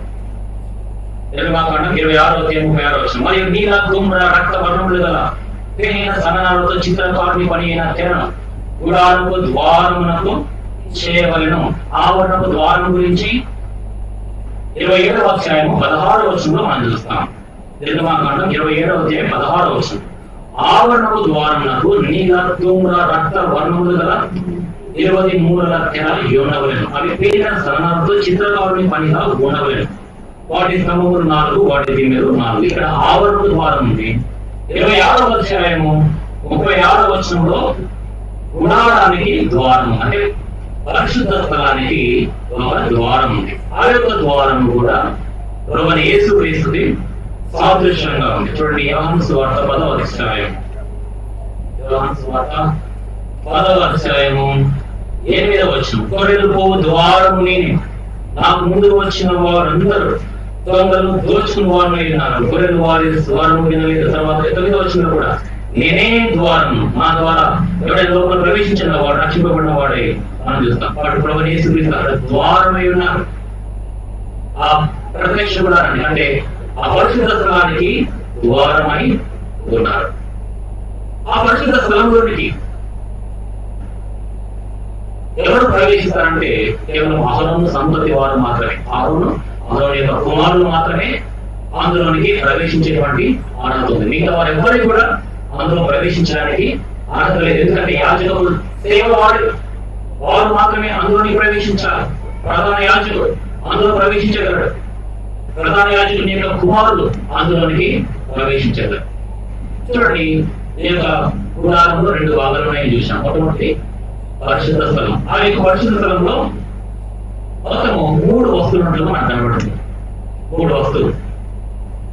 ఆ పరిశుద్ధ స్థలము లోపలికి మనం ప్రవేశిస్తే మనకు కుడి వైపున అంటే ఉత్తర దిక్కున సన్నిధి రొట్టెల బల్ల ఉంటుంది. సన్నిధి రొట్టెల బల్ల మనం ఎక్కడ ఆరంభించాం. దేవుని యొక్క ఆలయము, దాని యొక్క ద్వారము ఉత్తర దిక్కులో ఉంది. ఉత్తర దిక్కు ఇక్కడ ఉన్న కుడి వైపు ఏముంటుంది? నార్త్ ఉంటుంది. కుడి వైపు అంటే ఉత్తరం ఉంటుంది. ఆలయం యొక్క ద్వారము తూర్పు వైపు ఉంది. ఆలయం యొక్క ద్వారం తూర్పు వైపు ఉంది. కుడి వైపు ఉత్తరం ఉంటుంది. ఎడమ వైపు ఏముంటుంది? నార్త్ ఆపోజిట్ సౌత్ ఉంటుంది. సౌత్. తర్వాత ఈ తూర్పుకి ఆపోజిట్ ఏముంటుంది? వెస్ట్, పశ్చిమ దిక్కు ఉంటుంది. ఇప్పుడు మనము తూర్పు నుండి వెళ్తా ఉన్నాం. మొట్టమొదట దేవుని యొక్క పరిశుద్ధ స్థలంలో మొట్టమొదట ఆలయపు ద్వారం వచ్చింది. దాని తర్వాత బలిపీఠం వచ్చింది. తర్వాత గంగారం వచ్చింది. దాని దాంట్లో ఉంటే పరిశుద్ధ స్థలం వచ్చింది. దానికి ఒక ద్వారం, అది కూడా తూర్పు వైపు. దాని లోపల కూడా వెళ్ళాలి. వెంటనే కుడి వైపున అంటే ఉత్తర దిక్కులో సన్నిధి రొట్టెల బల్ల. దానికి ఆపోజిట్ లో అంటే దక్షిణ దిక్కులో సువర్ణ దీప వృక్షం ఉంటుంది. సువర్ణ దీప వృక్షం. అది ఈ సన్నిధి రొట్టెల బల్ల గురించి మనం చూస్తాం. ఈ సన్నిధి రొట్టెల బల్ల కూడా ప్రభువైన యేసుక్రీస్తు గురించి మాట్లాడతాం. ఈ సన్నిధి రొట్టెల బల్ల పైన 12 రొట్టెలు పెడతారు. 12 రొట్టెలు. ఆ 12 రొట్టెలు కూడా ప్రతి ఒక్క రొట్టె ఇస్రాయేలు గోత్రాన్ని సూచిస్తా ఉంది. ఆ యొక్క రొట్టెలు దేవుని యొక్క వాక్యానికి గుర్తుగా ఉంది. మనకు తెలుసు, ఆయన వాక్యం దేవుని వాక్యం దేవుడై ఉండేది. కాబట్టి ప్రభువైన యేసుక్రీస్తు దేవుని యొక్క వాక్యమై ఉన్నాడు. కాబట్టి ఆ యొక్క సన్నిధి రొట్టెల బల్ల దేవుని గురించి మాట్లాడుతున్నాం, దేవుని వాక్యం గురించి మాట్లాడతాం, అంటే ప్రభు యేసుక్రీస్తు గురించి మాట్లాడుతూ ఎవరైతే దేవుని వాక్యాన్ని బాగుగా చదువుతారు అటువంటి వారు ఆత్మ సంబంధమైనటువంటి బలాన్ని పొందుతుంటారు, ఆత్మ సంబంధమైన బలాన్ని పొందుతుంటారు. కాబట్టి యొక్క సంగతుల వల్ల ప్రభు యేసుక్రీస్తు గురించి మాట్లాడుతాం. దాని తర్వాత దాని ఎదురుగా ఉన్నటువంటి దీప వృక్షం, అది దక్షిణ దిగులో ఉంటుంది. ఆ దీప వృక్షం కూడా ప్రభు యేసుక్రీస్తు గురించి మాట్లాడుతుంది. చూడండి, మొదటి సంగతుల గురించినటువంటి సంగతుల గురించి ప్రభు యేసుక్రీస్తు అంటాడు, ఏమంటాడు చూడండి, యోహాను సువార్త 6వ అధ్యాయము 35వ వచనం. యోహాను సువార్త 6వ అధ్యాయం 35వ వచనం. అందుకు యేసు వాడు దొరికాను, జీవాహారము నేనే, నా ఎదురు వచ్చువాడు ఏ మాత్రం ఆగలుగున్నాడు, నా విశ్వాసం ఉంచువాడు ఎప్పుడు తప్పివాడు. అన్నాడు, ఆయన బ్రెడ్ ఆఫ్ లైఫ్, నేనే జీవాహారం అంటాడు. ఎవరైతే ఈ జీవాహారాన్ని పూజిస్తారో అటువంటి వారు ఆత్మ సంబంధమైనటువంటి బలాన్ని పొందుకుంటారు. వారు జీవము చేత, సమృద్ధి అయిన జీవము చేత వారిని పొందుతారు. తర్వాత ఈ వృక్షము అది ఆ యొక్క పరిశుద్ధ తలంలో వెలుగు కొరకై ఉంచబడింది. ఆ వృక్షం కూడా యేసుక్రీస్తు గురించి మాట్లాడుతా ఉంది. చూడండి, యోహాను సువార్త 8వ అధ్యాయం, యోహాను సువార్త 8వ అధ్యాయం 12వ వచనం. యోహాను సువార్త 8:12. మరలా యేసు, నేను లోకమునకు వెలుగును, నన్ను వెంబడించువాడు చీకటిలో నడవక జీవపు వెలుగు కలిగినని వారితో చెప్పిన ప్రవహిస్తున్నాడు. ఆయన లైట్ ఆఫ్ ది వరల్డ్, నేను లోకమునకు వెలుగై ఉన్నాను. కాబట్టి జీవ దీప వృక్షము యేసుక్రీస్తు గురించి మాట్లాడుతుంది. ఆయన లోకానికి వెలుగై ఉన్నాడు. దాని తర్వాత ఈ రెండింటి వస్తువులను దాటుకుని ముందుకు వెళ్తే ఇంకా మనకు అక్కడ ధూప వేదిక కనబడుతుంది. గోల్డెన్ సెన్సర్ ధూప వేదిక, సువర్ణ ధూప వేదిక కనబడుతుంది. ఆ సువర్ణ ధూప వేదిక కూడా యేసుక్రీస్తు గురించి మాట్లాడుతుంది. సువర్ణ ధూప వేదిక చూడండి, యోహాను సువార్త 17వ అధ్యాయం. అక్కడ యేసుక్రీస్తు చేసినటువంటి ప్రార్థన గురించి మనం చూస్తాం. అద్భుతకరమైనటువంటి ప్రార్థన చేశాడు యేసుక్రీస్తు. దేవునికి మానవునికి మధ్యవర్తిగా ఉండి ఆయన ప్రార్థన చేసినట్టుగా చూస్తాం. ఆ ధూపం వేదిక, ధూపం వేస్తా ఉన్నది, ప్రధాన వెళ్ళి ధూపం వేస్తాడు. ఈ యొక్క ధూపమైనటువంటిది ప్రార్థన గుర్తుగా ఉంది. ఈ ధూప వేదిక యేసుక్రీస్తు గురించి మాట్లాడతాం. అంటే దేవునికి నరునికి మధ్యలో మధ్యవర్తిగా యేసుక్రీస్తు తాను ఉన్నాడు. చూడండి,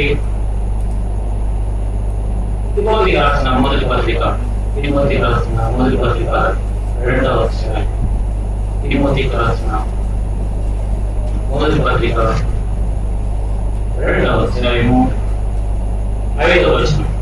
దేవుడు ఒకడే, దేవునికి నరులను మధ్యవర్తి ఒకడే, ఆయన క్రీస్తు యేసును నరుడు. ప్రభు యేసుక్రీస్తు ఆ దేవునికి నరుడు మధ్యవర్తిగా తాను ఉన్నాడు. నీ కొరకై నా కొరకై ఆయన విజ్ఞాపన దేవుడుగా చేస్తా ఉన్నాడు.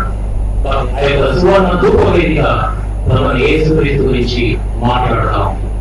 ఆ సువర్ణ ధూప వేదిక దాంట్లో కొంచెం ముందు వెళ్తే దాన్ని ఆనుకొని దాని దగ్గరే అడ్డతెర ఉంటుంది. అడ్డతెర ఉంటుంది.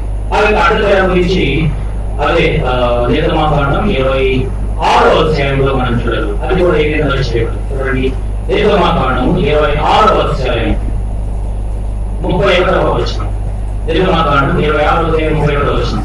మరి నీవు నీల ధూమ్ర రక్త వనములుగా ఒక అడ్డతెరను పేరిన సన్ననాలతో చేయవలెను, అది చిత్రకారుని అయిన కెరూబు దగ్గరగా చేయవలెను. ఇక్కడ అడ్డతెర మాత్రం కనబడుతుంది. చూడండి, మొత్తము 3 ద్వారాలు కనబడతా ఉన్నాయి. మొదటి ద్వారం ఏంటంటే ఆవరణకు ద్వారం, రెండవ ద్వారం ఏంటంటే పరిశుద్ధ స్థలానికి ద్వారం, తర్వాత 3వ ద్వారం ఏంటి అడ్డతెర. అడ్డతెర కూడా ప్రభు యేసుక్రీస్తు గురించి మాట్లాడుతోంది. చూడండి, హెబ్రీ పత్రికలో హెబ్రీ గ్రంథకర్త ఈ విషయాలు చాలా చక్కగా వర్ణిస్తాడు. చూడండి, హెబ్రీ పత్రిక 10వ అధ్యాయం 19-20 వచనాలు తెలుగు బైబిల్లో కలుస్తున్నాయి. చూడండి, హెబ్రీ పత్రిక 10వ అధ్యాయం 19-20 వచనాలు. సహోదరులారా, యేసు మన కొరకు ప్రతిష్ఠించిన మార్గమున అనగా నూతనమైనది జీవములది ఆయన శరీరము అను తెర ద్వారా ఏర్పరచబడిన మార్గమున ఆ రకమైన పరిశుద్ధ స్థలములో ప్రవేశించకు మనకు ధైర్యము కలిగి ఉన్నది గనుకను ఇక్కడ యేసుక్రీస్తు యొక్క శరీరానికి ఆ భద్రత గుర్తుగా ఉంది. చూడండి, మరణించినప్పుడు ఆ యొక్క దేవాలయ నడిని సంపూర్ణంగా చిరిగిపోయినట్టుగా మనం చూడగలం. యేసుక్రీస్తు యొక్క శరీరము అది చీల్చబడింది. ఎందుకంటే నీ కొరకు నా కొరకే నేను నన్ను ఆ పరిశుద్ధ స్థలంలోనికి, తండ్రి ఉన్నటువంటి ఆ యొక్క స్థలంలోనికి, దేవుని యొక్క రాజ్యంలోనికి, నిత్య జీవంలోనికి నిన్ను చేర్చిన విధమైన యేసుక్రీస్తు నీ కొరకే నా కొరకే తన యొక్క శరీరాన్ని తను అప్పగించుకున్నాడు. ఆయన యొక్క శరీరము చీల్చబడింది. తద్వారా మనం తండ్రిని చేరుకుని కాబట్టి ఆ యొక్క యేసుక్రీస్తు శరీరానికి గుర్తుగా ఉంది. తర్వాత ఆ అడుగులను దాటుకొని మనం వెళ్ళినట్లయితే కేవలము ఆ అడుగులను ఎవరు దాటారంటే ప్రధాన యాజకుడు ఒక్కడే. అది కూడా సంవత్సరానికి ఒక్కసారి మాత్రమే. ఉప్పుడికి వెళ్ళాడు. ఎక్కడ వెళ్తాడు? పాప పరిహారార్థ బలి. ఆ బలి పీఠం మీద అర్పించిన పిమ్మట ఆ పాప పరిహారార్థ బలి యొక్క రక్తము, కొంత రక్తము తాను చేతిలో ఉంచుకొని తాను ఆ అడుగులను దాటి వెళ్ళేటువంటి వాడు. పుట్టిగా వెళ్ళిపోతే ఉన్న పాటలు తెచ్చిపోతాడు. ప్రధాన యాజకుడు ఒక్కడికే అవకాశం ఉంది. అంటే సంవత్సరానికి ఒక్కసారి మాత్రమే ఆ అతి పరిశుద్ధ స్థలంలోకి వెళ్ళేటువంటి అవకాశం ఉంది. తాను రక్తము చేతి పట్టుకొని తాను లోపలికి ప్రవేశించేటువంటి వాడు. కాబట్టి అడుగులను మనం దాటుకుని వెళ్ళినట్లయితే అక్కడ మనకు దేవుని యొక్క నిబంధన మందసము కనబడుతుంది. ఆ యొక్క నిబంధన మందసము కరుణాపీఠం పైన పెట్టబడి ఉంటుంది. ఆ యొక్క నిబంధన మందసం కూడా ప్రభువైన యేసుక్రీస్తు గురించి మాట్లాడుతూ ఉంది. ఆ యొక్క నిబంధన మందసంలో 3 వస్తువులు ఉండేటువంటి నిబంధన మందసంలో మొట్టమొదటిగా ఆ నిబంధన మందసంలో మోషే దేశంలో వచ్చినటువంటి ఆ యొక్క నిబంధన పలకలు, రాత్రి పలకలు ఉండేటువంటి. దాని తర్వాత బంగారం గిన్నె, ఆ గిన్నెలో మన్నా ఉండేది. మన్నా వెళ్ళినటువంటి బంగారపు గిన్నె ఉండేటువంటిది. అది రెండవది. తర్వాత మూడవది చిగురించిన ఆరోపణ చేతి కర్ర. ఈ 3 వస్తువులు ఈ యొక్క నిబంధన మందసంలో ఉండేటువంటివి. కాబట్టి ఈ యొక్క నిబంధన మందసము యేసుక్రీస్తు గురించి మాట్లాడుతూ ఉంది. ప్రాముఖ్యంగా ఆ నిబంధన మందసంలో నిబంధన పలకలు, 2 రాత్రి పలకలు ఉంటాయి. దేవుడు రాసినటువంటి తానే స్వయంగా రాసినటువంటి పలకలు ఉంటాయి. ధర్మశాస్త్రం ఉంటుంది. ఆ ధర్మశాస్త్రము నిబంధన మందసంలో, నిబంధన మందసం దేవుడి ప్రభువైన యేసుక్రీస్తే ఆ వాక్యం కూడా ప్రభువైన యేసుక్రీస్తే. చూడండి, యోహాను సువార్త మొదటి వచనం అందరికీ పరిచయం. ఆదిలో వాక్యం ఉండెను, వాక్యము దేవుని యొక్క ఉండెను. ఆదిలో వాక్యము దేవుని యొక్క ఉండెను. ఆ వాక్యము దేవుడై ఉండెను. చూడండి, వాక్యము దేవుని యొక్క ఉండెను. కాబట్టి ఆ నిబంధన మందసము ప్రభువైన యేసుక్రీస్తుకి గుర్తుగా ఉంటుంది. ఈ విధంగా ఆయన ఇంకా చాలా వస్తువులు ఉన్నాయి.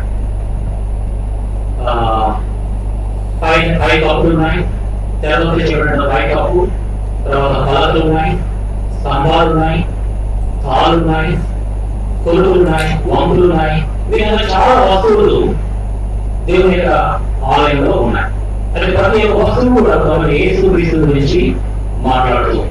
అయితే మొట్టమొదటిగా దేవుని యొక్క ఆలయము, మందిరము అంటే దేవుని యొక్క నివాస స్థలానికి గుర్తుగా ఉంది. అంటే దేవుడి సాక్షాత్తు తాను నివసించేటువంటి స్థలం. దేవుడు ఆ యొక్క స్థలంలో ఆ నివాసం చేస్తూ ఉన్నాడు. అదే నేడు ప్రభువైన యేసుక్రీస్తు తన యొక్క సొంత నివాసాన్ని కనబడుతూ ఉన్నాడు. ప్రభువైన యేసుక్రీస్తు అన్నాడు, I will build my church. నా సంఘమును నీకు కట్టుదని చెప్పాడు. చూడండి, మత్తయి సువార్త 16వ అధ్యాయం, మత్తయి సువార్త 16వ అధ్యాయము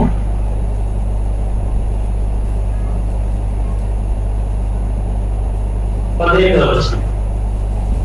మరియు పేతురు, ఈ బండ మీద నా సంఘమును కట్టుదును, పాతాళములో ద్వారములు దావీదు నిలవేరమని నీతో చెప్పుచున్నాను. I will build my church. నా సంఘమును నేను కట్టుదును. నేను దేవుని యొక్క నివాస స్థలము ఏం చేయండి? దేవుని యొక్క సంఘానికి గుర్తుగా మొట్టమొదటిగా దేవుని యొక్క మందిరము అంటే దేవుని యొక్క నివాస స్థలము, దేవుని యొక్క మందిరము అది సంఘానికి గుర్తుగా ఉంది. చర్చ్ నేడు దేవుని యొక్క నివాస స్థలాన్ని ఆయన పడుతూ ఉన్నాడు. ఎలా పడుతూ ఉన్నాడు? చూడండి, ఎఫెసీ పత్రిక 2వ అధ్యాయం, ఎఫెసీయులకు రాసిన పత్రిక 2వ అధ్యాయము 20 నుంచి 22 వచనాలు. ఎఫెసీ పత్రిక 2వ అధ్యాయము 20 నుండి 22 వచనాలు. క్రీస్తు అయితే ముఖ్యమైన మూలరాయి అయి ఉండగా అపోస్తలులను ప్రవక్తలను వేసిన పునాది మీద మీరు కట్టబడి ఉన్నారు. ఇక్కడ ప్రభువైన యేసుక్రీస్తు ముఖ్యమైన మూలరాయి అయి ఉన్నాడు ఈ సంఘానికి, లేకపోతే దేవుని యొక్క నివాస స్థలానికి. ప్రభువైన యేసుక్రీస్తు ముఖ్యమైన మూలరాయిగా ఉన్నాడు. ఇది చీఫ్ కార్నర్ స్టోన్. అక్కడ మేము ఇంకా లేదు, పేతురు ఈ బండలు, ఈ బండ మీద నా సంఘంలో అడ్డుని ప్రభువైన యేసుక్రీస్తు అన్నాడు. అయితే చాలా మంది ఏమంటున్నారంటే పేతురు సంఘానికి ముఖ్యమైన మూలరాయి అనుకున్నాడు. అది ప్రభువైన యేసుక్రీస్తు ముఖ్యమైన మూలరాయి.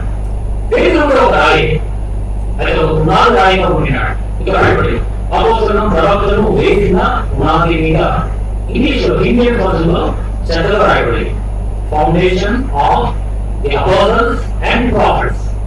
అంటే అపోస్తలు ప్రవక్తలు అనే పునాదుల పైన దేవుడు సంఘాన్ని కడతా ఉంటాడు. అని మీరు కట్టబడుతూ ఉన్నారని అపోస్తలుడు పౌలు అంటాడు. అపోస్తలులు ప్రవక్తలు వారు పునాదులుగా ఉన్నారు. చూడండి, ఏదైనా ఇల్లు కట్టాలంటే, ఏదైనా పెద్ద బిల్డింగ్ కట్టాలంటే మొట్టమొదటి చీఫ్ కార్నర్స్ తో ముఖ్యమైన మూలరాయి పెడతారు. దాన్ని ఆలోచన చేసుకుని మిగతా పునాదాలు వేసుకుంటూ వెళ్ళిపోతారు. ముఖ్యమైన మూలరాయి. తర్వాత అపోస్తలులు ప్రవక్తలు వాళ్ళు కూడా పునాదులుగా ఉన్నారు. ముఖ్యమైన మూలరాయి. అపోస్తలులు ప్రవక్తలు వాళ్ళు పునాదులుగా ఉన్నారు. తర్వాత 21వ వచనం, ప్రతి కట్టడము ఆయన చక్కగా మార్చబడి ప్రభువునందు పరిశుద్ధమైన దేవాలయములకు వృద్ధి పొందుచున్నది. ప్రతి కట్టడం, ఇప్పుడు దేవుని ఆలయము కట్టబడతా ఉంది, నిర్మించబడతా ఉంది, అది వృద్ధి అవుతాం. తర్వాత 22వ వచనం, ఆయనలో మీరు కూడా ఆత్మూలంగా దేవునికి నివాసపరమైనట్టు కట్టబడుచున్నారు. ముఖ్యమైన మూలరాయి. తర్వాత అపోస్తలులు ప్రవక్తలు ఆయన దేవుని ఆలయానికి పునాదులుగా ఉన్నారు. నీవు కూడా రాళ్ళుగా ఉన్నావు. ఎందుకంటే నీవు కట్టబడుతూ ఉన్నామని రాయబడింది. దీని గురించి అపోస్తలుడైన పేతురు అంటాడు. చూడండి, పేతురు రాసిన మొదటి పత్రిక, పేతురు రాసిన 1వ పత్రిక 2వ అధ్యాయము 5వ వచనం. మొదటి పేతురు 2వ అధ్యాయం 5వ వచనం, యేసుక్రీస్తు వారు దేవునికి అనుకూలములకు ఆత్మ సంబంధమైన బలులను అర్పించారు. పరిశుద్ధ యాజకులుగా ఉన్నట్లు మీరు సజీవమైన రాళ్ళ నుండి ఆత్మ సంబంధమైన మందిరంగా కట్టబడుచున్నారు.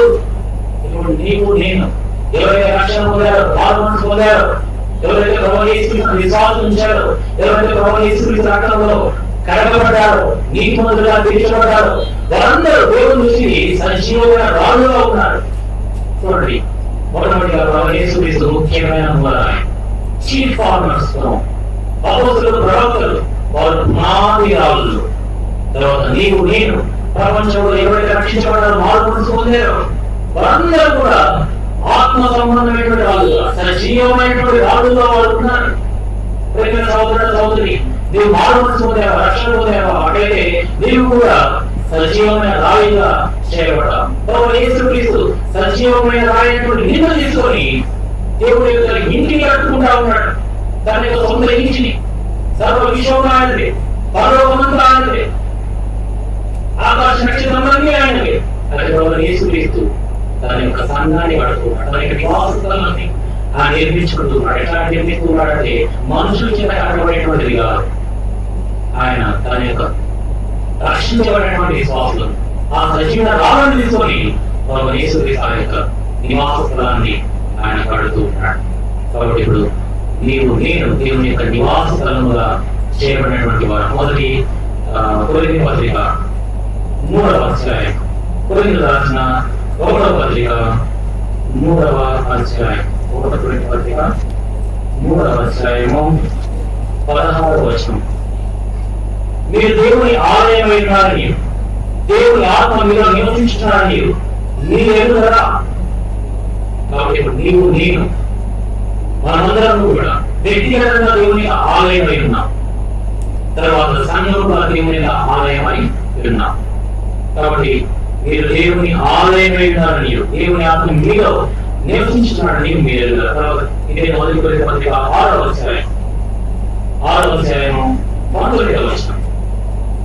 మొదటి కొరింథీ పత్రిక 6వ అధ్యాయము 19వ వచనం. మీ దేహము దేవుని వలన మీకు అనుగ్రహింపబడి మీలో ఉన్న పరిశుద్ధాత్మకు ఆలయమై ఉన్నదని మీరెరుగుదరా. మీరు మీ సొత్తు కాదు. కాబట్టి ఇప్పుడు దేవాది దేవుడు ఆయన నీలో నాలో ఆయన ఆత్మరూపిగా నివాసము చేస్తూ ఉన్నాడు. ఎవరైతే ప్రభువైన యేసుక్రీస్తుని విశ్వాసం ఉంచుతారో, ప్రభువైన యేసుక్రీస్తుని సొంత రక్షకునిగా స్వీకరిస్తారో, ఆ క్షణంలో ప్రభువైన యేసుక్రీస్తు తన యొక్క అమూల్యమైన రక్తము చేత తాను కడిగి పవిత్రపరిచి తన యొక్క సొంత బిడ్డలుగా చేసుకుంటాడు. ఎఫెసీ పత్రిక 1వ అధ్యాయం, ఎఫెసీ రాసిన పత్రిక 1వ అధ్యాయము 13వ వచనం. మీరు సత్యవాక్యము అనగా మీ రక్షణ వార్తను విని క్రీస్తునందు విశ్వాసం నుంచి వాగ్దానము చేయబడిన ఆత్మ చేత ముద్రింపబడినది. ఏనాడైతే మనం విశ్వాసం ఉంచామో ఆ క్షణంలో ప్రభు తన యొక్క అమూల్య రక్తము చేత కడిగి పవిత్రపరిచాడు. అంతేకాకుండా వాగ్దానం చేయబడిన ఆత్మ చేత ముద్రించాడు. ముద్రించి ఏం చేశాడు? 2వ కొరింథీ పత్రిక 1వ అధ్యాయం, కొరింథీ రాసిన 2వ పత్రిక 1వ అధ్యాయము 22వ వచనం. 2వ కొరింథీ పత్రిక 1వ అధ్యాయం 22వ వచనం. ఆయన మనకు ముద్ర వేసి మన హృదయంలో మనకు ఆత్మ మన సంచితలను అనుగ్రహించినాడు. ఆత్మ సంబంధమైన ముద్ర వేశాడు. ముద్ర వేసి ఏం చేశాడు? మన హృదయంలోని ఆత్మ సంచలనను అనుగ్రహించండి. ఎవరైతే మార్మన్స్ పొందారు, రక్షణ పొందారు, నిజంగా మార్మన్స్ పొందారు, అడగబడ్డారు, వారి హృదయాల్లో దేవాదేవుడు నివాసం చేస్తా ఉన్నాడు. వారి అంతరంగంలో నివాసం చేస్తా ఉన్నాడు. పూర్వ దినాల్లో మోసే కట్టిన ఆ యొక్క గ్రామంలో కావచ్చు, లేకపోతే శిలువ ఆలయంలో కావచ్చు, సొలొమోను కట్టిన ఆ యొక్క ఆలయం కావచ్చు, జెరుబ్బయలు కట్టిన ఆ యొక్క ఆలయంలో కావచ్చు, హేరోదు కట్టిన ఆ యొక్క ఆలయంలో కావచ్చు, దేవుడు కొన్ని దినాల వరకు ఆ యొక్క ఆలయంలో నివాసం చేశాడు. తర్వాత దేవుని ప్రజలు ఎప్పుడైతే ఆ యొక్క ఆలయంలోనికి అపవిత్రతను తీసుకొని వచ్చారు, వారు లోపల దేవుని విరోధంగా ప్రవర్తించారు. వెంటనే దేవుడు ఆ యొక్క ఆలయాన్ని విడిచి వెళ్ళిపోయాడు. ఆ యొక్క ఆలయాన్ని అగ్నికి అప్పగించేశాడు. ఇప్పుడు నేడు దేవాదేవుడు నిన్ను ఆలయంగా చేస్తున్నాడు, దేహాన్ని ఆలయంగా చేస్తున్నాడు. నీ అంతరంగంలో యేసుక్రీస్తు ఆత్మరూపిగా ఆ సాక్షాత్ ఆ దేవాదేవుడే నివాసం చేసుకున్నాడు. అందరి హృదయాల్లో దేవుడు నేడు నివాసం చేసుకున్నాడు. అంటే నివాసం చేసుకుంటే నీ యొక్క వైఖరి ఎట్లా? పరిశుద్ధాత్మ దేవుడు దేవుని వాక్యాన్ని నీకు జ్ఞాపకం చేస్తున్నాడు. అయితే నీవు దేవుని యొక్క వాక్యాన్ని వింటున్నావా? పరిశుద్ధాత్మకు విధేయత చూపిస్తూ ఉన్నావా లేదా? కొంతమంది పూర్వకాలం పాత దినాల్లో ప్రజలు వారు ఏం చేశారు? పరిశుద్ధాత్మను నేర్పించారంట. అపోస్తలుల కార్యములు 7వ అధ్యాయము 51వ వచనం. అపోస్తలుల కార్యములు 7వ అధ్యాయము 51వ వచనం. పురుషులారా, హృదయములను చెవులను దేవుని వాక్యమును లోబరుచున్న వాళ్ళారా, మీ పిల్లలవలే మీరును ఏదైనా పరిశుద్ధాత్మను నేర్పించున్నారు. ఇస్రాయేల్ ప్రజలు పాత దినాల్లో అనేక సంవత్సరాలు అనేక ధర్మాల కొట్టి వారు పరిశుద్ధాత్మను వారు ఏదించినటువంటి వారు, పరిశుద్ధాత్మను తిరుగుబాటు చేశారు, పరిశుద్ధాత్మకు విరోధంగా మాట్లాడారు, పరిశుద్ధాత్మ యొక్క మాటలు లక్ష్య పెట్టకుండా ఇష్టానుసారంగా మాట్లాడారు. ఎటువంటి నేను చాలా మంది విశ్వాసులు పరిశుద్ధాత్మకు విరోధంగా ప్రవర్తిస్తున్నారు, ఎదిరిస్తున్నారు, తిరుగుబాటు చేస్తున్నారు, విచ్చలవిడిగా పాపం చేస్తా ఉన్నారు. ఎవరు విశ్వాసులే, చాలా మంది క్రైస్తవులు అలాగే ఇష్టానుసారంగా పాపం చేసే వారు ఉన్నారు. అంటే పరిశుద్ధాత్మ దేవుడు నీ అంతరంగంలో ఉంటే దేవుని యొక్క వాక్యాన్ని జ్ఞాపకం చేస్తాడు.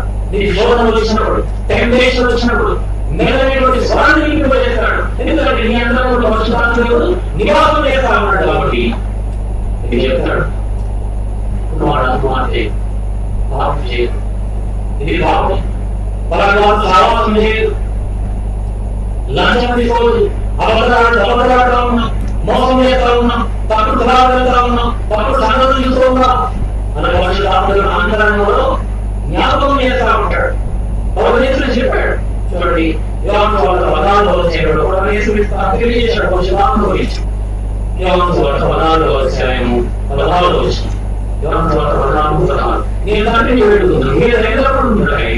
ఆయన వేరు ఆదరణ కదా, ఆయన సత్య స్వరూపము ఆత్మను నీకు అనుగ్రహించిన పరిశుద్ధాత్మ దేవుడు నీ వల్ల ఎందుకు అనుగ్రహించబడండి? నిన్ను ఆదరించబడే పరిశుద్ధాత్మ కొరకు ఏంటంటే ఆదరణ. నీ తల్లిదండ్రులను ఆదరించుకోవచ్చు, నీ భార్యని ఆదరించుకోవచ్చు, నీ భార్యని ఆదరించుకోవచ్చు, నీ తల్లిదండ్రులు నీ పిల్లల్ని ఆదరించుకోవచ్చు, నీ స్నేహితులు కానీ ఎవరైనా కానీ నిన్ను ఆదరించుకోవచ్చు. అక్కడ పరిశుద్ధాత్మ దేవుడు నిన్ను ఆదరించేవాడు. మేలైన స్వరంతో నేను మాట్లాడుతూ ఉంటాడు. నువ్వు నిజంగా రక్షించబడినటువంటి విశ్వాసులైతే, ఎందుకంటే పరిశుద్ధాత్మ దేవుడు యోగం చేస్తా ఉంటాడు, నిన్ను ఆదరించేవాడు. అంతేకాకుండా నీ అంతరంగంలో నుండి ఆయన మాటలు జ్ఞాపకం చేస్తాడు. చూడండి, 16వ అధ్యాయం 13-14 వచనాలు. అయితే ఆయన సత్య స్వరూపమైన ఆత్మ వచ్చినప్పుడు మనం సర్వసత్యంలోనే నడిపించినాం. ఆయన తరపున దాన్ని ఏమీ బోధింపక వేటిని వినడం వాటిని బోధించి సంగతులను మీకు తెలియజేయను. 14వ వచనం. ఆయన నా వాటిలోని తీసుకొని మీకు తెలియజేయక నన్ను మహిమపరచును. కాబట్టి వాక్యాలను, మాటలను, దేవుని యొక్క వాక్యాన్ని పరిశుద్ధాత్మతో జ్ఞాపకం చేస్తా ఉంటాడు. పాపము చేయదు, అబద్ధాలు, మోసము చేయదు, లంచాలు కూర్చోవద్దు, అపవిత్రులతో స్నేహం చేయదు, లోకస్తులతో స్నేహం చేయదు. దేవుని వాక్యం కలిగి పరిశుద్ధాత్మ దేవుడు అంతరంలో ఇది చెప్తా ఉంటాడు. అంటే పరిశుద్ధాత్మ దేవుడు ఎవరితో వాదన పెట్టుకోవడం, మన తల్లిదండ్రులు వాదన పెట్టుకోవడం, ఈ తల్లిదండ్రులు వాదన పెట్టుకోవచ్చు.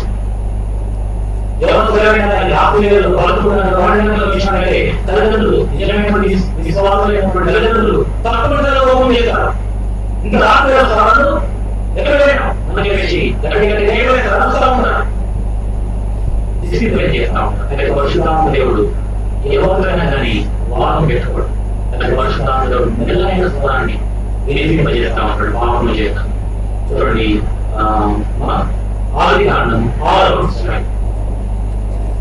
పరిశుద్ధాత్మ దేవుడు ఎల్లప్పుడూ వాదించడం రాయడు. చూడండి, ఆదికాండం 6వ అధ్యాయము 3వ వచనం. ఆదికాండం 6వ అధ్యాయం 3వ వచనం.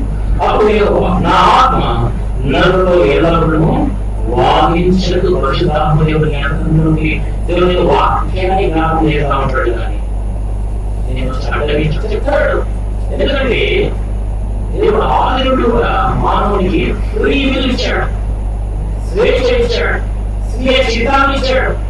ఏమైనా చేసుకోవచ్చు. ఆరంభానికి ఏమైనా నచ్చు, ఏమైనా నచ్చు. అయితే ఒక్క వాడు మాత్రం తినదని ఆజ్ఞాపించాడు, కానీ అడ్డగించాడు.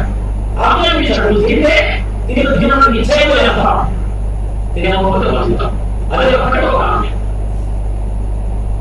ఆజ్ఞ పెట్టాడు. అంతే. అదే ఆత్మను నిద్ర ఉంటే దేవుడు వచ్చి మధ్య జోక్యం చేసుకోవాలి. ఎందుకంటే దేవుడు ఫ్రీ ఇచ్చాడు, స్వేచ్ఛ ఇచ్చాడు, స్వీయ చిత్తాన్ని ఇచ్చాడు. పాపం చేస్తే చేయొచ్చు, పాపం చేయకపోతే చేయొచ్చు. లోకస్తులు కానీ విశ్వాసులు కూడా దేవుడు ఇంకా మరింత స్వాతంత్రం ఇచ్చాడు, స్వేచ్ఛ ఇచ్చాడు, ఫ్రీ విల్ ఇచ్చాడు. అంటాడు, అన్ని నేనే చేయొచ్చు, అన్ని ఏమైనా స్వాతంత్రం ఉంది కానీ అని నాకు ప్రయోజనకరంగా ఉంటాడు. అన్ని ప్రయోజనకరం కావు, ఒక హద్దులు ఉంటాయి, అవతలు ఉంటాయి. కాబట్టి ఇష్టపూర్తిగా దేవుడి లోపడమే దేవుని ఆశయం, ఇష్టపూర్తిగా. ఎందుకంటే ఆయన నన్ను ఎవరైనా కానీ రోబోటాలు చేయలేదు, మరమనుషాలు చేయలేదు. మరమనుషులు ఏం చేస్తాయి, ఆ రోబోట్ ఏం చేస్తాయి, ఎట్లా ప్రోగ్రామ్ రాస్తే అట్లా పని చేస్తాయి. ఆ ఇంజనీర్ ఏదైనా కంట్రోల్ సిస్టమ్ యూజ్ చేసి నడిపిస్తా ఉంటాడు, అట్లా నడుస్తా ఉంటాడు రోబోట్. ఇష్టపూర్తిగా లోపడాలి, ఇష్టపూర్తిగా ఆత్మీయత అయిపోతారని దేవుని ఆశయం. కాబట్టి దేవుని ఆత్మలతో ఎల్లప్పుడూ వాదించారు. అయితే కొంతమంది ఏం చేస్తున్నారంటే, చూడండి, అపొస్తలుల కార్యములు 5వ అధ్యాయం, అపొస్తలుల కార్యములు 5వ అధ్యాయము 3వ వచనం.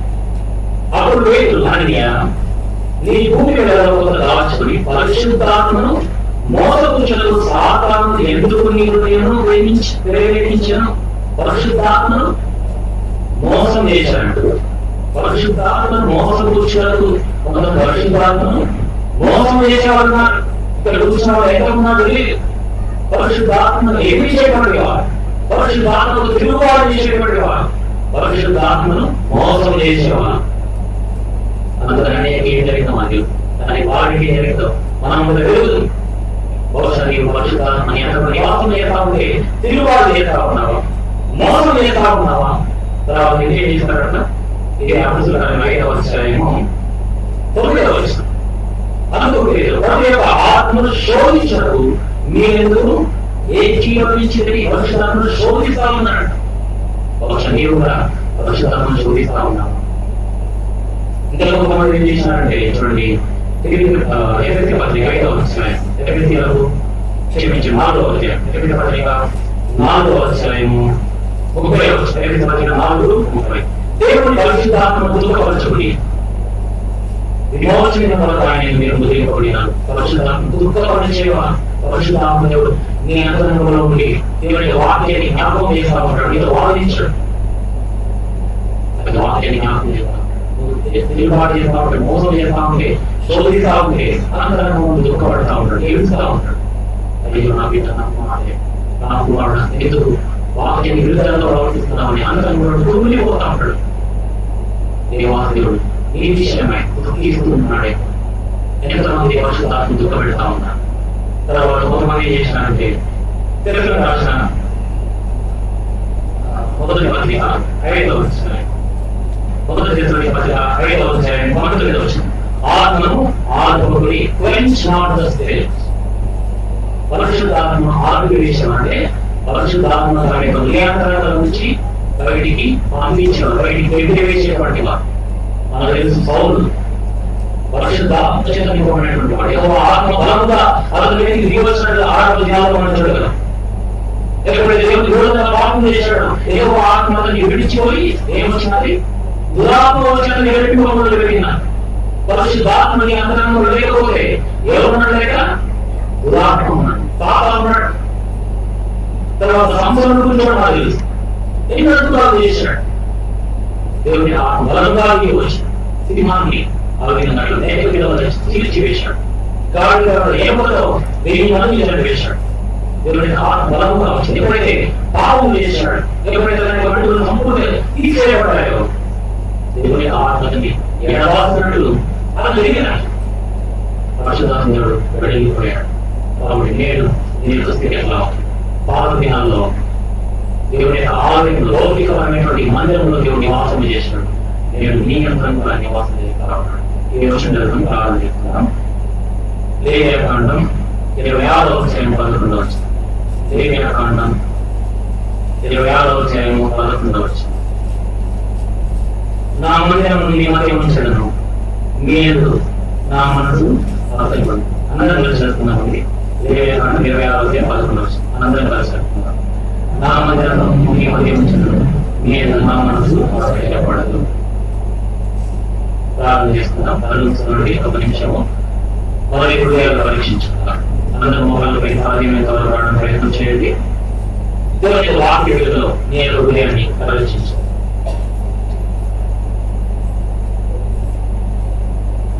మీ మధ్య నా మందిరం గురించినాడు. దేవుని యొక్క మందిరం అంటే దేవుని యొక్క నివాసస్థలం. దేవుని యొక్క మందిరము అంటే దేవుని యొక్క సంఘానికి గుర్తుగా ఉంది. ప్రియమైన సహోదర సోదరి, యేసుక్రీస్తు ఆ యొక్క ద్వారం గుండా ప్రవేశించాడు. యేసుక్రీస్తు అన్నాడు, నేనే మార్గం, సత్యమును, జీవమైన నా ద్వారం తప్ప ఎవరును తన ఏదో ప్రవేశించలేడు. పరలోకము తన ఏదో ప్రవేశించాలంటే పరలోకంలో వెళ్ళాలంటే యేసుక్రీస్తు ఒకే ఒక్క మార్గమే అన్నాడు. యేసుక్రీస్తు దర్శనంగా తెలియజేశాడు. రక్తము చిందించబడిన వల్ల పాప క్షమాపణ కలగదు. ఆ రక్తం పవిత్ర రక్తమై కాదు. ఒక్కడే దేవుడికి ఈ లోకానికి నలుగుగా వచ్చాడు. పవిత్రమైనటువంటి జీవితాన్ని జీవించాడు. ఆయన జన్మలో పాపం లేదు, ఆయన క్రియలో పాపం లేదు, ఆయన రక్తంలో పాపం లేదు. పవిత్రమైన నిశ్చలమైనటువంటి నిర్దోషమైనటువంటి రక్తాన్ని నీ కొరకై నా కొరకై సర్వ మానవాళి కొరకై చిందించాడు. ఆ రక్తంలో నీ పాపాలు నడవబడ్డాయా? లేకపోతే తండ్రి ఎదుట ప్రవేశించలేవు, పరలోకంలోకి ప్రవేశించలేవు. పరలోకంలోకి ప్రవేశించకపోతే ఒకే ఒక మార్గం, అది విశాల మార్గం, అది నాశనానికి పోయేటువంటి మార్గం, ఇది నరకాల్లోకి వెళ్ళేటువంటి మార్గం. యేసుక్రీస్తుని జీవితాన్ని అప్పగించావు. చెప్పగలవా నేను పరలోకానికి వెళ్తానని? నేను యుగ మీద చేయి పెట్టుకొని నేను పరలోకానికి వెళ్ళగలను అని మనం ఎంతమంది చెప్పగలను? అక్కడ రీచే లేకపోతే పాల్గొని నీ అక్కడ మా పాపంలో పెట్టుకుని ఒక చిన్న బాధ చేసినప్పుడు నీ పాపంలో వచ్చి తనని విడుదల చేసుకుంటాడు, తన మీద చేస్తాడు, పరలోకంలోకి నేను చేర్చుకుంటాడు, ఉజ్వలమైనటువంటి భవిష్యత్తుని ఇస్తాడు. అందుకే మన నెమ్మదిని, శాంతిని, సమాధానమును, నిత్యమైనటువంటి ఆనందాన్ని ఆయన ప్రసాదిస్తాడు. అత్యధికమైనటువంటి దీవెనలను, పరలోక సంబంధమైన ఆశీర్వాదాలను నీకు దయచేస్తాడు.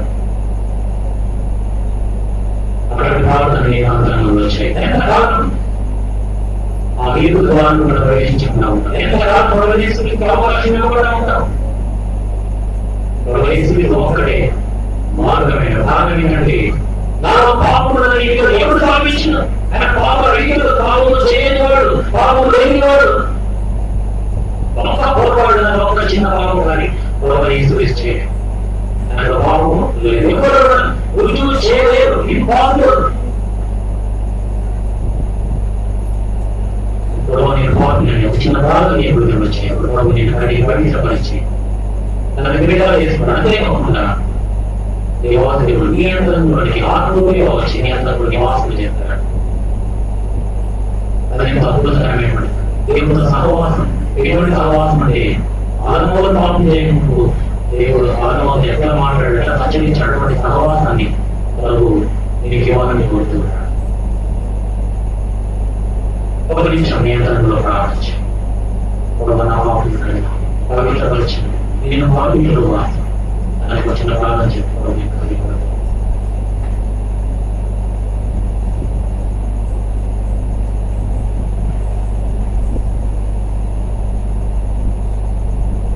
అక్కడికి చూడాల్సిన అవసరం లేదు. ఇది నీ జీవితం, నీ జీవితం, నీ సృష్టికర్త నేను సృష్టించాడు. ఆరోగ్యంలో లేక అప్పగించవలసిన పర్వతాలను ప్రవేశించగా నేను ప్రార్థించాను. ఎవరైతే ఆ విధంగా ప్రార్థన చేస్తా ఉన్నారు అటువంటి వారు నీకు చేసి చూపించారు. ఏ గురించి ప్రార్థన చేస్తారు? నీ పాపములు కడిగి పవిత్రపరుస్తాడు. ఎవరైనా ఉన్నట్లయితే నీ చేసి చూపించండి, దేని గురించి ప్రార్థన చేస్తాం. ఎవరైనా ఎక్కడైనా ఉన్నట్లయితే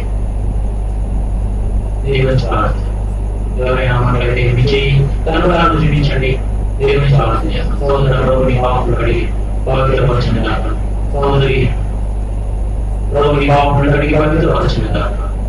ఇది జీవితం, దేవుని సృష్టించాడు, దేవుని ప్రభుత్వం అప్పగించవలసి ఉంటుంది. సోదరి ప్రభుని పాపం కూడా కడిగి పవిత్రపరచండి కాక. ఇంకేమైనా సోదర ప్రభుని పాపం కూడా పవిత్రపరచండి కాక. సోదరి ప్రభుని పాపం కడిగి పవిత్రపరచండి కాక. సోదరి ప్రభుని పాపం కడిగి పవిత్రపరచండి కాక. సోదరి ప్రభుని పాపం కూడా కడిగి పవిత్రపరచండి కాక. ఇంకా ఎవరున్నాడే ఇప్పుడు ఆదాయం ఏమే చదువుతా వాయిదా వేస్తున్నాడు. సాధారణ కూడా ఉన్నాడు, సాధారణ కూడా చెప్తా ఉంటాడు, వద్దు ఇప్పుడు ఇంకా ఎంజాయ్ చేయాలి, ఇంకా అనుభవించాల్సింది చాలా ఉన్నాడు. వాడు మోసగాడు, అబద్ధీయుడు, నరాత్మకుడు, వాడికి ఆశ్రమంలోకి నేను తీసుకురాని వాడికి అందరూ వద్దంటాడు. వాడు వాడికి మాట ఇంకేమైతే ఇంకా చదవాలి సోదరు నీ పాపం కడిగి పవిత్రపరచండి కాక. ఇంకెవరైతే సోదరి నీ పాపం కడిగి పవిత్రపరచండి కాక. ఇంకెవరైతే చేసి చూపించండి, దేని గురించి ప్రార్థన చేస్తాను. ఇప్పుడు ఇంకెప్పుడు నీ పాపం ఉపయోగం దయచేసి ఈ స్థలాన్ని విడిచిపెడదాం. సోదరి ఇప్పుడు నీ పాపం కడిగి పవిత్రపరచండి కాక.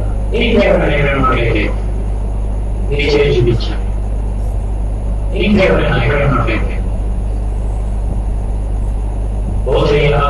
అవకాశం రాకపోవచ్చు. ఇంకెవరైతే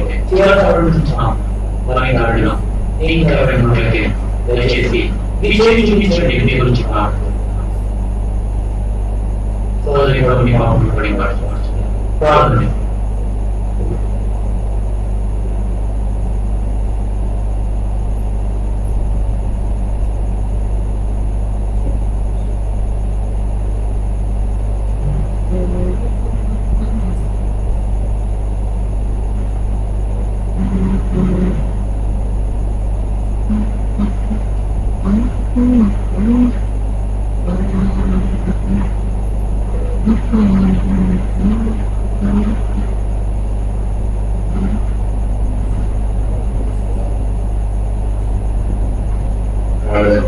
ఏమైనా తండ్రి ప్రేమ దేవా సంవత్సరం కోసం నమ్మకం తల్లి జీవన తల్లి తల్లి మీ తల్లి వాక్యాన్ని బట్టి మీకు ఉన్నాను తెలుసుకుంటున్నాం తల్లి అందువల్ల తల్లి మీ యొక్క హృదయంలో తలంపులు ఆలోచనలన్నింటిని బట్టి మీకు వందనాలు తెలుసుకోవడం ఎంతో శ్రేష్టంటే ఆ తలంపులు ఆలోచనతో తల్లి ఆరంభించినారు మీకు వందనాలు తెలుసుకోవడం గల తండ్రి మీరు నివాసం చేసడానికి నివాస స్థలం కావాలని తల్లి మీరు ఆరంభించి దైవ తండ్రి తల్లి మీ యొక్క కుమారులు మీ స్వరూపంలో మీ పురుషులు ఉన్న మీ కుమారులు కుమార్తెల మధ్యలో ప్రభావం ఉండాలని మీరు మా హృదయంలో స్వార్థ చేయాలని ఎంతో ఉన్నతమైన దేశాలతో తలంపులతో నడిపిస్తున్నారు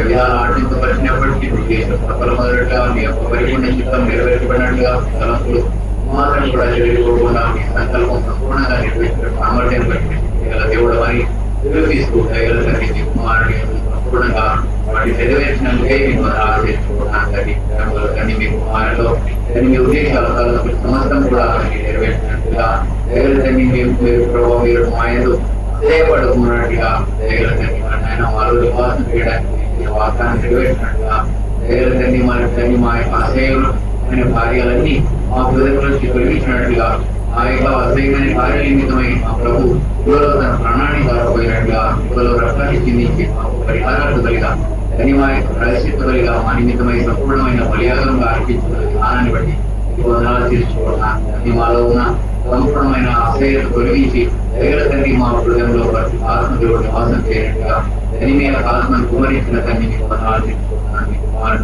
చేసిన హృదయపూర్వకంగా వందనాలు తీర్చుకోవడానికి మమ్మల్ని కూడా కట్టిన క్రీస్తు చేసులో రాళ్ళు కట్టినారు నూతన జీవితంతో నడుచుకున్నట్టుగా క్రీస్తు ప్రభు యొక్క మరణంలో పాల్గొన్నట్టుగా భక్తిలో పాల్గొని వేరే ఆయనతో కూడా మృతుల నుంచి ఏర్పడిన వారంగా జీవుల లెక్కలో తన్ని యొక్క ఉద్దేశాలు చేసి వేరే తన్ని నా హృదయంలో మా హృదయంలో మా మధ్యలో ఉండడానికి సంపూర్ణంగా ఇష్టపడినందుకే శరీర వాక్యాన్ని ఇచ్చినందుకు మీకు వందనాలు సహాయాన్ని బట్టి మీకు వందనాలు ఆత్మ యొక్క సంచారాన్ని బట్టి మీకు వందనాలు తెలుసుకున్నా ప్రతి ఆత్మదేవుని యొక్క సందీపాన్ని బట్టి మీకు వందనాలు తెలుసుకున్నా పాపం గురించి నీటిని గురించి తీర్పుల గురించి ఒప్పింపజేస్తున్నా ఇటువంటి ఆత్మదేవుడు చేసే కార్యాలను ప్రభావబట్టి హృదయపూర్వకంగా వందనాలు తెలుసుకున్నా ఈ దినం కూడా అదే శక్తి అదే ప్రభావం ధన్యవాదాలు కలిగిన ఆ యొక్క మీ కృపా కార్యాలన్నింటినీ అంత్య దినాల్లో అన్నింటి అంతం సమీపమైన దినాల్లో సమస్తం కూడా ధన్యమైన ప్రభావం వేడుకతో లయమైపోయే దినాల్లో దయగలనైనా నీ వీడియోల ప్రభావం సమకూరుస్తున్న విధానం ఆశించుకోవడానికి ప్రభావాన్ని నివాసం చేయడానికి ఆదాయంగా ఉండడానికి అప్పగించుకున్నారు ఆహ్వానించినారు ఇష్టపడినారు తమ విలీనెస్ చూపించినారు అటువంటి వారందరినీ కూడా బలపరచమని ఆత్మ ద్వారా ముద్రించమని ప్రార్థిస్తున్నారు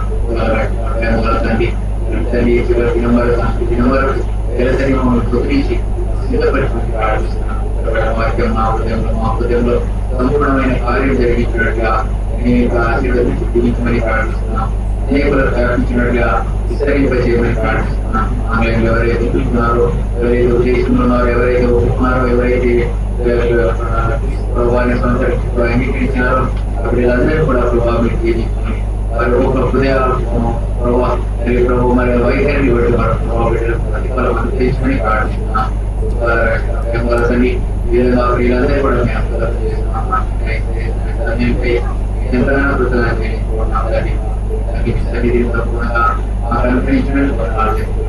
జీవించండి ఆశీర్వించండి మేము ఎక్కడ కాకుండా భద్రపడి మీరు వస్తే మిమ్మల్ని ఎదుర్కోవడానికి మమ్మల్ని అందరూ కూడా సిద్ధపడతామని ప్రభావానికి శ్రేష్టమైన నామంలో తీర్చిరాడుతున్నాం తండ్రి.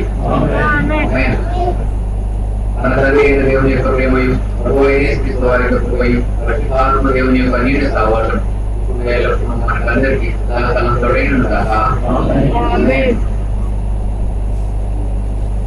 ఈ జీవితము రమ్యము లేదు, ఒకసారి వసించవా. ఈనా నిన్ను ప్రభుయేసువరకు నీవు సమర్పింపవా. ఈనా నీవు ప్రభుయేసువరకు నీవు సమర్పింపవా.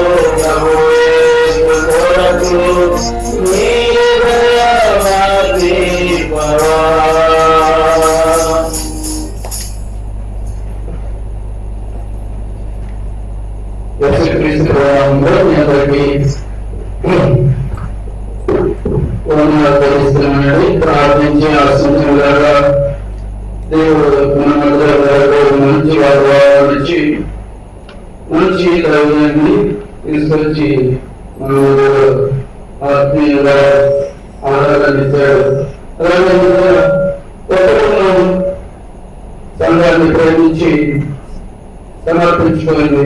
అందుకని మీరు అందరూ కూడా భోజనం చేసేవారని ప్రభునామం మీ అందరికీ మనం చేస్తున్నాం. జిమ్మి బ్రదర్ కావాల్సింది ప్రతికూల పరిస్థితుల వల్ల అనుకోకుండా ఏ విషయాలను తీసుకొచ్చాడు అన్న నాకు ఎప్పుడో తెలుసు, కానీ నేను ఐడెంటిఫై చేశాను. కుర్తి ఎక్కిన తర్వాత దేవుడు నాకు గుర్తు చేశాడు అనమాట. అన్న ఎవరు బాగా పరిచయం చేస్తాడు. రేపు కూడా జాగా ఉంటుంది, 3 రోజులు ఉండే. రేపు ఎల్లుండి మీరు కాకుండా ఈ ఇతరులను కూడా తీసుకొచ్చి ఇతరులకి దేవుడి నుంచి వినిపిస్తే మన దేవుడు ఆశీర్వదిస్తాడు. ఆలస్యమైన కూడా ఏమనుకోకుండా అందరూ భోజనం చేసేవాళ్ళని అందరికీ